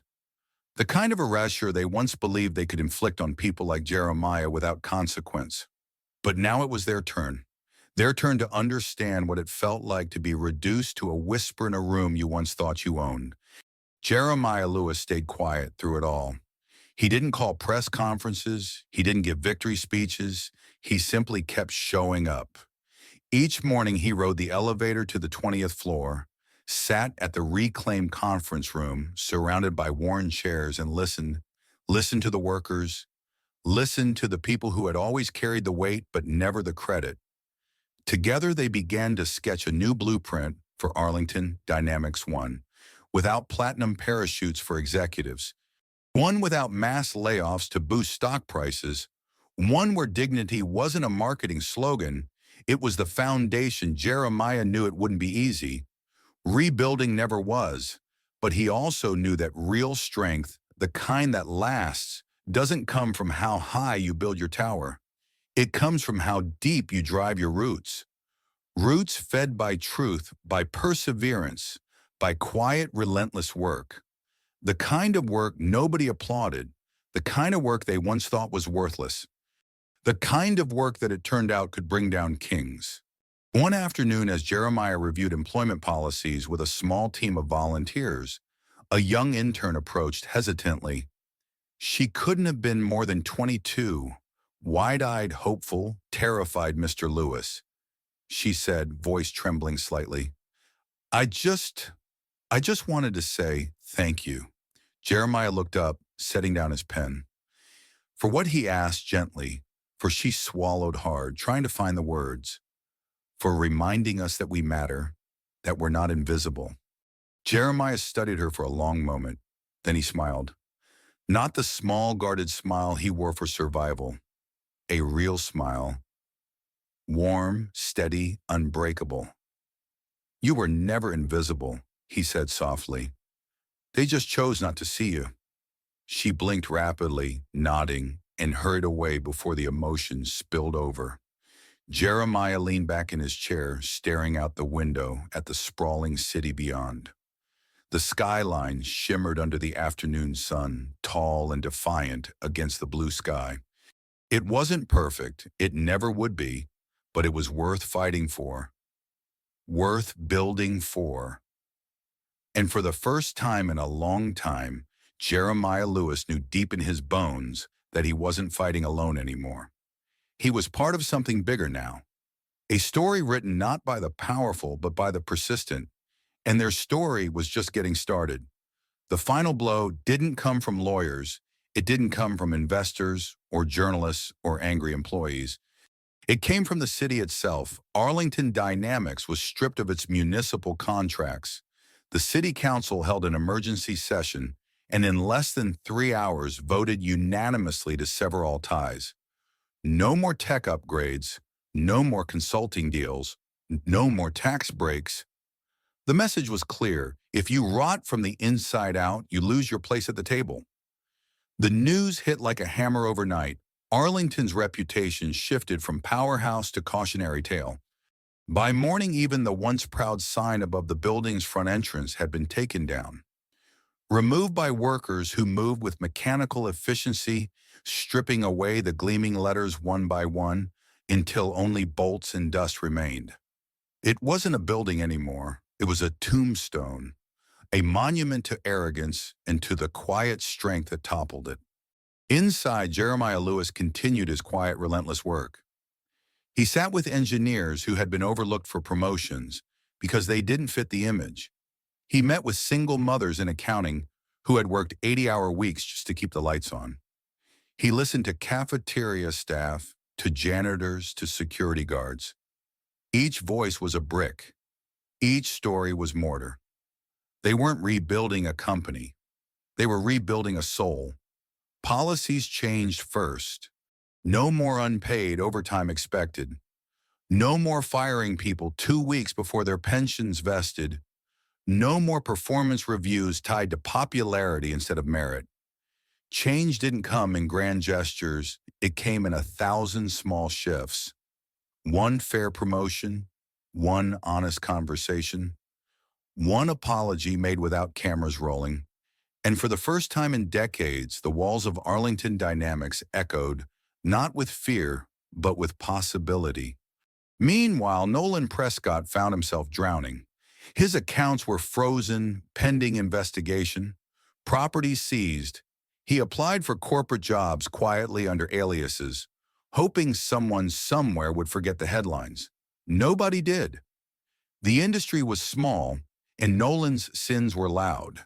His calls went unanswered. His emails bounced back. Doors that had once opened for him without a knock were now welded shut. The high-rise penthouse was sold at auction. The sports cars were repossessed. The private memberships canceled. He was for the first time in his life ordinary, and Nolan Prescott did not know how to survive. Ordinary pride kept him walking the streets in tailored clothes far too expensive for his new reality. But pride didn't pay rent, and the city, ruthless in its indifference, offered no sympathy. He sat at coffee shops long after they closed, nursing empty cups, staring into windows that reflected a man even he didn't recognize anymore. A man small enough to disappear, a man who finally understood what it meant to be unseen. Patricia Monroe fared little better. The immunity deal kept her out of prison, but it couldn't save her name. She moved through the city like a ghost. Whispers followed her into every room. Opportunities dried up like rain puddles under a harsh sun. The high circles she once ruled turned their backs, eager to pretend they had never heard her name. And late at night, when the city lights flickered outside her small rented apartment, Patricia faced the one thing she had spent a lifetime running from herself. No titles, no shields, no excuses. Just the bitter weight of everything she had lost and everything she had never really had. Back at Arlington, change continued to ripple outward. One afternoon, Jeremiah walked the newly repainted halls, nodding to faces that no longer turned away. A mural was being painted in the main lobby, not of executives, not of board members, but of workers, real workers, smiling cafeteria servers, grinning janitors, security guards holding open doors. At the center of the mural, almost finished, was the silhouette of a man in a hoodie, not a symbol of defiance, a symbol of resilience. One of the young volunteers, a shy kid from a facilities maintenance, caught Jeremiah watching. He walked over paintbrush, still dripping cheeks flushing with embarrassment. "You okay with it, Mr. Lewis?" he asked nervously. "The mural, I mean?" Jeremiah looked at the wall for a long time, at the story it told, at the dignity it captured. He turned back to the kid, smiled softly, and said, Yeah, I'm okay with it." Because the story was never about the hoodie. It was about the man inside it, and the people he stood for, and the truth that could no longer be buried. Jeremiah kept walking, then slow and steady as footsteps, light against the newly polished floors. Behind him, laughter and conversation filled the air. Not forced, not fearful, real, alive. The fall was complete. The old Arlington was gone. And something stronger, something better was finally beginning to rise. Brick by brick, step by step. And this time, Jeremiah Lewis would not be written out of the story. This time, he would be the story. The real lesson wasn't written in headlines. It wasn't captured by flashing cameras or trending hashtags. The real lesson lived quieter, deeper, etched into the bones of the building and the people who walked its halls. Jeremiah Lewis understood that he had never set out to become a symbol. He had never asked for admiration or applause. All he had ever wanted was simple dignity, respect, a chance for those who built the world to finally be seen by it. And now, as Arlington Dynamics slowly came back to life, not as a shrine to greed, but as a place of honest work, Jeremiah saw the true measure of change. It wasn't in stock prices, it wasn't in awards or ceremonies, it was in the way people carried themselves. Heads a little higher, voices a little steadier, eyes that looked at each other and didn't look away. One morning, Jeremiah arrived early as he always had. The city was still waking up, the streets slick with last night's rain, reflecting the soft pinks and oranges of dawn. Inside the lobby, the new mural was finished. The silhouette of the man in the hoodie stood at the center, surrounded by vibrant faces, faces that had once been invisible. Now shining proudly, Jeremiah stood for a long time in front of it, hands tucked into his pockets, breathing in the quiet weight of it. Behind him, a few employees gathered, talking in low voices. He could feel their glances, their respect. Not the performative kind, the real kind, the kind earned, not demanded. He turned to find a group of them approaching: maintenance workers, cafeteria staff, IT techs, even a few mid-level managers. They looked nervous, unsure. One of them, a middle-aged woman with calloused hands and tired eyes, stepped forward. "We just wanted to say," she said, voice thick with emotion, "thank you for giving us a voice, for reminding us we mattered." Jeremiah shook his head slowly. "You always mattered," he said quietly. "They just forgot." The woman blinked rapidly, nodding hard. Another worker stepped forward, holding something carefully wrapped in brown paper. We made this," he said, cheeks flushing. "It's not much, but we wanted you to have it." Jeremiah took the bundle, unwrapping it slowly. Inside was a simple plaque, handmade. The letters a little uneven but full of heart. It read, "Silent Power." For the man who reminded us we were never invisible. Jeremiah traced the letters with his fingertips. For a long moment he couldn't speak. The weight of it settled deep in his chest, heavier somehow than the fight itself. He finally looked up, his voice low and sure. "This isn't about me," he said. "This is about all of us. We built this together, and together we'll keep building." Around him, heads nodded, not out of obligation, out of belief, out of pride, real pride. The lessons echoed beyond the building. Across the city, other companies took notice. Stories were written about Arlington's transformation, not just about the scandal, but about the resurrection, about how one man in a faded hoodie had reminded a giant what it meant to stand for something real. Young workers found courage to speak up in their own companies. Old policies rooted in exploitation were challenged, overturned. It didn't happen overnight. Change never does.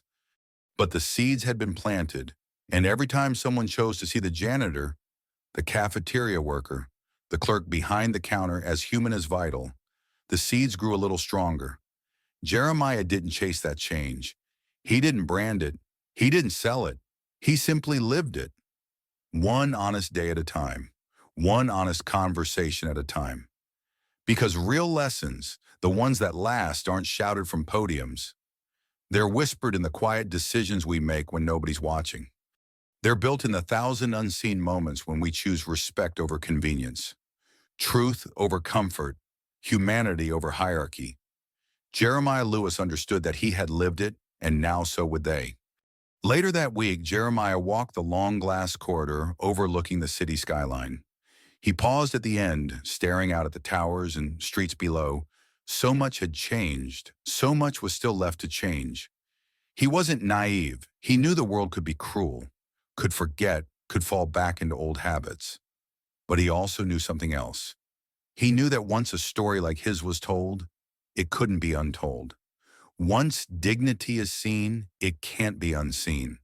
Once a man stands up even quietly, even in a hoodie, it changes the landscape forever. Not because he demanded it, but because he earned it. Brick by brick, step by step. Jeremiah closed his eyes for a moment, feeling the city breathe around him. Then he turned a hoodie brushing against his shoulders and walked back down the hall. Still quiet, still steady, still carrying the lesson, not as a burden, but as a banner. And in every quiet corner of Arlington dynamics, that lesson lived, on silent but unstoppable. The lesson didn't stay trapped inside the walls of Arlington dynamics. It leaked out into coffee shops where baristas started lifting their heads a little higher, when customers spoke down to them, into warehouses where workers realized they had the right to ask for fair treatment without fear, into late-night conversations between fathers and sons, mothers and daughters about what real respect looks like, not the kind you earn with titles, the kind you earn with character. Jeremiah Lewis didn't set out to start a movement. He wasn't trying to be a hero. He was just living the only way he knew how, with patience, with quiet strength, with the knowledge that worth doesn't come from what you wear or how loudly you speak. It comes from what you carry when nobody's watching. And now, across a city that once ignored him, people were starting to carry that truth too. It showed up in small ways. A young woman refusing to laugh at a cruel joke in the break room, a security guard at another company finally speaking up when policies endangered his team, an intern choosing to take the long, hard road of integrity rather than the shortcut of flattery, small choices, invisible victories, but real, alive, and growing. One afternoon, Jeremiah found himself standing outside the old Arlington Dynamics sign. The new one had just been installed, simple letters black on brushed steel. It no longer screamed for attention, it simply existed. Solid, unshakable, a symbol of a company reborn not on arrogance, but on respect. A small crowd had gathered around for the unveiling. No press, no speeches, just employees, families, people who had fought for their place and won, One of the new board members, a former janitor named Luis Ortega, spoke briefly, not from a podium, just standing there, voice steady. "We're not here to forget the past." Luis said, his voice carrying easily through the crisp air. "We're here to honor it, and we're here to promise each other something: that we will never again measure a person's worth by their title or their clothes, but by their heart." The crowd nodded, murmuring agreement. Jeremiah stood at the back, hands in the pockets of his hoodie, heart full. He didn't need his name on the wall. He didn't need a statue. He had something better. He had change, real, stubborn, breathing change, and that was enough, more than enough. Later that week, Jeremiah visited the old neighborhood where he'd grown up. South Point hadn't changed much. The sidewalks were still cracked. The corner store still smelled of fried chicken and motor oil. Kids still played basketball on a rim with no net. He sat on a bench in the small park across from his childhood apartment, watched as a group of teenagers shot hoops, talking, trash, laughing. One of the boys wore a hoodie, old, faded at the edges, a hand-me-down most likely. Jeremiah smiled to himself. The boy missed a shot and cursed under his breath. Another boy clapped him on the back, laughing. "Keep shooting, man," he said. "One day you'll be the king out here." Jeremiah leaned back, arms stretched across the bench, and closed his eyes for a moment. He thought about all the times he had stood right there dreaming of something more, of being seen, of being heard. He thought about the road that had brought him here, the miles walked in silence, the insults endured without breaking, the small, stubborn victories built brick by brick. And he realized something. The lesson wasn't just for the powerful. It wasn't just for the ones who forgot the people who cleaned their offices and poured their coffee. It was for the overlooked themselves, for the ones in hoodies and sneakers and scuffed up dreams, for the ones who thought they had to stay small to survive. They didn't. They never had to. They had always been powerful, always worthy. All they needed was to remember it, to own it, to carry it forward, one step at a time, one truth at a time. Jeremiah opened his eyes and watched the boys on the court, loud, messy, beautiful in their hope. He smiled again, stood up slowly, and walked down the cracked sidewalk, his hoodie brushing his shoulders, his steps easy, not because he was trying to disappear, but because he no longer had to fight to exist. He had carved out his place. And now it was up to the next generation to carve out theirs. Arlington dynamics had fallen, but in its place, something better was rising. Something built not on who you could step over, but on who you could lift up. And Jeremiah Lewis, quiet, steady, unstoppable, would be walking right beside them. Every step of the way, the seasons changed. Summer bled into fall. The heat softened. The trees along the city streets turned to brilliant golds and reds, their leaves falling like quiet promises onto the sidewalks. Life moved on as it always does, but the lessons Jeremiah Lewis left behind didn't fade with the weather.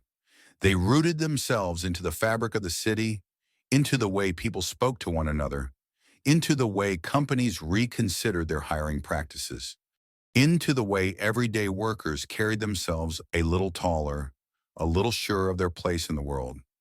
It wasn't about revolution, it was about evolution, slow, patient, unstoppable, just like Jeremiah himself. One crisp October morning, Jeremiah stood at a community event hosted in the new Arlington Dynamics courtyard. It wasn't flashy, no giant banners, no red carpets, just rows of folding chairs, tables piled with fresh food, and a stage set up for music. Families from every corner of the city showed up. Construction workers still wearing their dusty boots, teachers with ink smudges on their fingers, nurses, cashiers, drivers, janitors, the real backbone of the city. They laughed. They danced, they ate and talked and celebrated something they couldn't quite name but felt in their bones. Belonging, Jeremiah moved through the crowd slowly, nodding to people he knew, smiling at faces he didn't.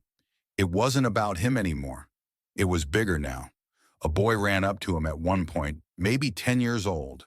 Hoodie too big for his skinny frame, sneakers untied. "Hey, mister," the boy said breathlessly. "Are you the guy from the mural?" Jeremiah chuckled, kneeling to meet the boy's wide eyes. "I guess I am," he said softly. The boy grinned. "My mom says you're a hero." Jeremiah shook his head slowly. "No, kid," he said, "I'm just somebody who remembered something important." "What's that?" the boy asked. Jeremiah smiled. "That it doesn't matter where you start," he said. "It matters that you stand." The boy nodded solemnly, like Jeremiah had just given him the secret to life. Maybe he had. Later that afternoon, Jeremiah found a quiet corner of the courtyard and sat on a low stone wall, watching the sun sink lower behind the tall glass buildings.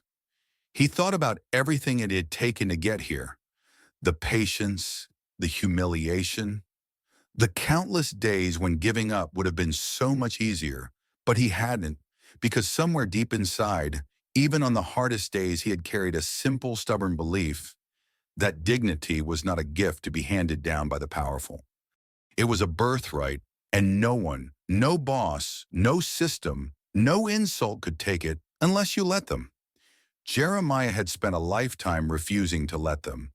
And now, sitting in the golden light, surrounded by the laughter of people who finally knew their own worth, he knew it had all been worth it. Every step, every scar, every moment of invisible resistance.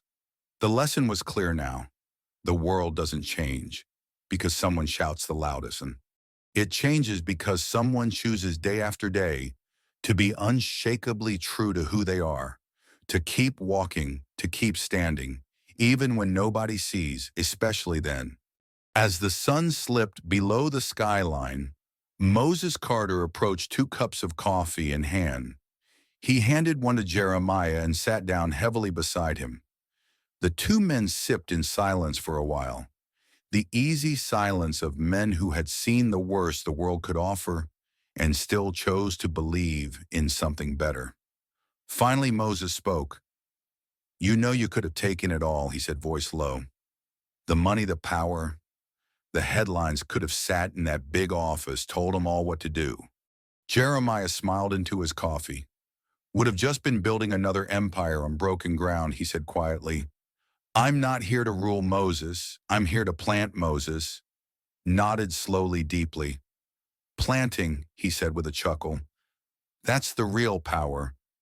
They sat there as the stars came out, 2 men in hoodies and scuffed shoes overlooked by most, but carrying more weight, more change than 100 executives ever could.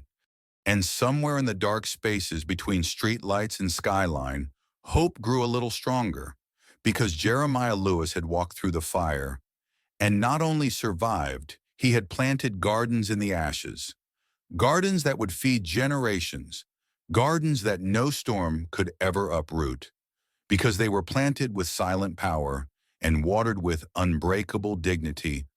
As the night deepened, Jeremiah rose, sliding his hands into the pockets of his hoodie. He nodded to Moses, then to the few lingering families, cleaning up tables, wrangling sleepy kids, and then he walked away into the city lights, not to disappear, but to carry the lesson a little further down the road. One step at a time, one story at a time. A man in a hoodie. Unstoppable. The city breathed differently now. It wasn't louder. It wasn't flashier. It was steadier. It carried the kind of weight you only feel after a long storm passes and the air smells clean again. And in that cleaner air, on a crisp November morning, Jeremiah Lewis walked. No destination, no ceremony, just the sound of his old sneakers against the sidewalk, the soft whisper of his hoodie brushing against his shoulders. He passed by storefronts just opening for the day. A young barista sweeping the stoop looked up and nodded to him. Not a nervous glance, not a brush off. A real nod. Recognition, respect. Jeremiah tipped his chin slightly in return and kept moving. Down the block, a construction worker paused from unloading equipment. "Morning, sir," he called out, a wide smile splitting his weathered face. Jeremiah smiled back. Morning small moments, invisible to most. But Jeremiah saw them, he felt them. The shift, not seismic, not thunderous, but deep, permanent. People were beginning to see each other again, beginning to understand that worth didn't wear a suit, didn't drive a sports car, didn't need a title stapled to it like a price tag.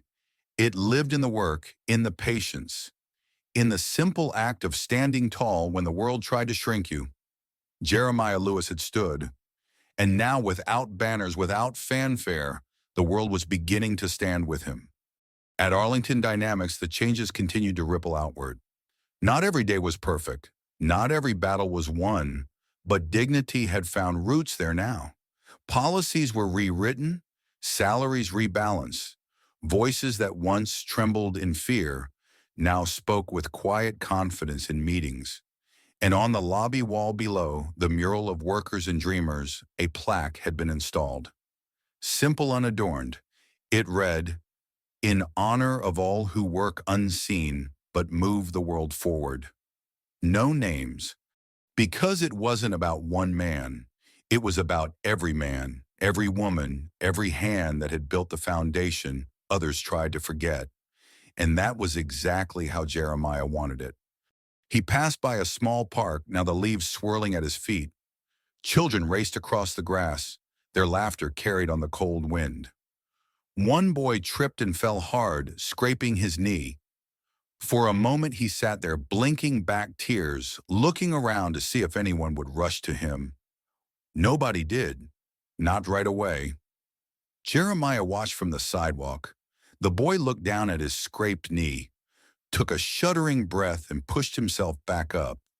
He dusted off his jeans, adjusted his too large hoodie, and jogged back to his friends. No wailing, no dramatics, just resilience. Jeremiah smiled quietly. There it was, the real power. Not in never falling, but in standing back up without waiting for the world's permission. He kept walking, hands deep in his pockets, the city stretching out before him like a living, breathing story still being written. And he knew deep in his bones that the next chapter would be better. Because people had seen now, because people had remembered, because somewhere in the backs of their minds they carried the image of a man in a hoodie who refused to be erased. And they understood that if he could do it quietly, steadily, without bitterness, so could they, one step at a time, one truth at a time. At a crosswalk, Jeremiah paused, waiting for the light to change. A young woman in a sharp blazer and sneakers stood beside him, glancing down at her phone. When she looked up and caught his eye, she smiled. "Good morning," she said simply. Jeremiah smiled back. "Good morning." The light changed, and they crossed together, strangers, but not strangers, connected by something too deep for words. When they parted ways on the other side, neither looked back. They didn't have to. The connection wasn't in the looking, it was in the knowing. The silent acknowledgement that dignity walks among us every day. In hoodies, in sneakers, in tired eyes that still shine with quiet fire. Jeremiah reached the old bridge that arched across the river at the edge of the city. He leaned against the railing, watching the water move steady and sure beneath him. Life flowed on, sometimes smooth, sometimes rough, but always forward. He pulled his hoodie tighter against the breeze, breathing in the crisp air, feeling the weight of everything he had fought for settle into something lighter now. Not a burden, a legacy, not carved into stone or shouted from rooftops. Carried instead in the steady heartbeat of a city learning to see itself again. He pushed off the railing, hands in pockets, steps easy, no destination, no need for one, because the walk itself, the quiet, stubborn, invisible walk, was the victory and the hoodie. The hoodie walked on. The river glinted under the morning sun, carrying away the last remnants of the night. Jeremiah Lewis stayed at the bridge for a long moment, breathing deeply, feeling the cool air fill his chest. It wasn't just the city that had changed. It was him too.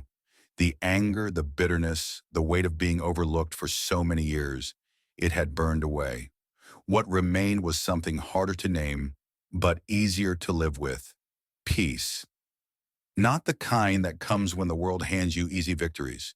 The kind you carve out with your own two hands after a lifetime of silent battles. He turned from the bridge and made his way back through the winding streets. The city was fully awake now. Buses rumbled past, packed with workers heading to jobs that kept everything running. Vendors set up food carts on street corners, filling the air with the smell of coffee and fresh bagels. Construction crews in neon vests shouted over the roar of jackhammers. Life messy, noisy, beautiful. Jeremiah moved through it like a ghost in reverse, not disappearing, but becoming more solid with every step. He passed a small newsstand where today's papers were pinned to the front. One headline caught his eye: "From Janitor to Founder, the Quiet Revolution at Arlington Below." It a photo of the new Arlington Dynamics courtyard filled with workers laughing, sharing food, building something real. Jeremiah shook his head, half smiling. They were missing the point, of course. It was never about him. It was about the movement. He had reminded them of the truth that had lived under their noses all along, a truth bigger than any one man. He kept walking. In a quiet neighborhood on the east side, Jeremiah stopped in front of a small brick school. Children poured out of buses, backpacks bouncing against their backs. Parents lingered on the sidewalks, some in work boots, some in pressed shirts, all caught up in the dance of daily life. A young teacher stood by the entrance holding the door open, greeting each student by name. Jeremiah watched for a moment, a lump forming in his throat, because he saw it. The care, the dignity, the invisible battles being fought and won every day. He thought of his own childhood days when hope felt like a luxury reserved for other neighborhoods, other families, and he smiled. The next generation was already building something better. They didn't need a revolution led by one man in a hoodie. They were the revolution, and they were walking forward without fear. Later that afternoon, Jeremiah stopped by a small diner tucked between two auto shops. He slid into a booth by the window, nodding to the waitress who recognized him with a warm smile. "Coffee?" she asked. "Please," Jeremiah said. He sipped the steaming mug, slowly watching the world outside. Everywhere he looked, he saw echoes of the fight he had carried for so long, not in protests, not in grand speeches, in the simple ways people treated each other. A teenage boy giving up his seat on the bus for an old woman, a young manager listening, really listening to a janitor's concerns, a security guard laughing openly with the executives he once feared. Small ripples, but ripples become tides, and tides reshape shorelines. The waitress returned, setting down a plate of pie. "On the house," she said with a wink. Jeremiah chuckled. "Much appreciated." He ate slowly, savoring each bite like a man savoring the long, hard road behind him and the endless road ahead, because he wasn't finished. The work of standing, of reminding, of lifting others up. It never really ended, and he was okay with that. He welcomed it. He was built for it, not to be famous, not to be celebrated, but to walk, to carry the lesson further, to plant more seeds in more forgotten corners of the world. And he would do it the same way he always had, quietly. Steadily, hoodie up, head high. Step sure, because dignity doesn't retire. It doesn't rest. It moves one block at a time, one soul at a time, invisible to most, unstoppable to all. As the sun dipped low, painting the sky in fire and gold, Jeremiah paid his check, left a generous tip, and stepped back into the street. The hoodie settled across his shoulders like armor, like wings. The city stretched out before him, vast and unfinished. Goody didn't want a finished story. He wanted a living one, a breathing one, and he was ready to walk it mile after mile without waiting for applause or permission. Just a man, just a hoodie, just a truth too strong to ever stay silent again. Jeremiah Lewis smiled once more, turned up his collar against the cool breeze and walked on into the falling night, carrying the story forward, carrying the silent power within him. The hoodie walked on, and the world was better for it. Night settled over the city like a heavy, comfortable blanket. Streetlights blinked on one by one, casting long golden reflections across wet asphalt. The world slowed, softened. But Jeremiah Lewis kept walking, past the diners closing up for the night, past the city buses rumbling back to the depot, past the clusters of teenagers huddled near corner stores, their laughter sharp against the quiet. He walked not with purpose or urgency, but with presence. A man fully at peace with the ground beneath his feet. Every step was a testament to endurance, to quiet rebellion, to the simple, unstoppable act of refusing to be erased. At a deserted intersection, Jeremiah paused. The city stretched out in every direction, so much bigger than him, so much bigger than one building, one fight, one name. And yet he had left a mark, not carved into stone, not written into history books, but imprinted on hearts, on lives, on the quiet spaces where real change always begins. He looked up at the night sky, a handful of stars barely visible through the haze of city lights, and he smiled, because he knew now what had taken a lifetime to learn. Victory isn't measured by the noise you make. It's measured by the lives you touch, the dignity you restore, the hope you ignite even when nobody's watching, especially then. Somewhere across town in a small apartment, a young father knelt by his daughter's bedside, reading her a story. The story of a man who had once been overlooked, who had once been called nothing, but who had stood quietly, patiently, until the world finally saw him. The little girl listened wide-eyed, wrapped in her blanket, clutching a worn teddy bear to her chest. When the story ended, she asked in a sleepy whisper, "Was he a superhero?" The father smiled and brushed her hair back gently. "No, baby," he said. "He was just a man who didn't give up." The girl nodded, satisfied. Sometimes that was better than a cape anyway. Back near the river, Jeremiah leaned against a cold steel lamppost, listening to the distant hum of the city breathing. He wasn't thinking about legacy or headlines or monuments. He was thinking about the janitors still pushing brooms long after midnight, the nurses changing shifts with aching feet, the security guards staring out at empty lobbies through heavy eyelids, the people who moved the world while the world barely noticed. He walked for them, always had, always would. The hoodie was never armor against the world's judgment.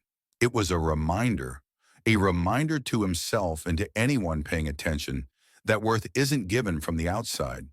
It's claimed, lived worn proudly, even when nobody claps, especially then. Later that night, as Jeremiah passed a row of darkened storefronts, he caught a glimpse of his reflection in the glass. Older, now weathered by time and trials, but strong, so much stronger than the boy who once doubted whether he had the right to take up space in this world. He lifted a hand, adjusting the edge of his hoodie, and smiled softly at his own reflection. Not out of vanity, but out of quiet pride. The kind that doesn't need to be shouted, the kind that endures. At the edge of the city where the streets give way to fields and silence, Jeremiah found himself standing under a flickering street lamp. No traffic, no noise, just him, and the long road stretching out ahead, disappearing into darkness. Somewhere down that road, there would be new battles, new indignities to face, new silent wars to fight, and he would meet them the same way he always had, not with rage, not with vengeance, but with the unbreakable conviction that every man, every woman, every soul deserves to be seen, deserves to be heard, deserves to walk their road in dignity.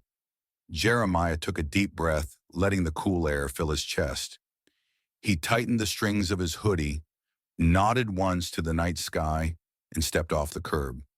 One foot in front of the other, steady, sure, unstoppable. The hoodie walked on, and the world, even if it didn't know it yet, was better because of it. Because somewhere in every forgotten corner, Every whispered conversation, every quiet act of courage the story lived on. Not just Jeremiah's story, but the story of every invisible fighter who dared to believe they mattered and who refused with every step to let the world forget it again. Some stories are told with fireworks, some are whispered in the quiet spaces between struggle and triumph. This was one of those quiet stories, a story about a man who refused to disappear, a man who wore his dignity not on a throne, but in a hoodie on the cracked sidewalks in the quiet corners of a world too busy to notice. Jeremiah Lewis didn't shout for change. He walked it step by steady step, and because he did, the world shifted. Not overnight, not in headlines, but in the spaces that matter most. The spaces where respect is earned, where dignity is defended, where silent power changes everything. And now it's our turn to see the unseen, to lift those who carry the weight, to walk forward without asking permission to exist. Because real change isn't about loud voices, it's about steady footsteps, and the hoodie walks on. If this story moved you, if it reminded you of someone who walks their road in silence and strength, hit that subscribe button. Turn on the notification bell so you never miss the next Silent Power story.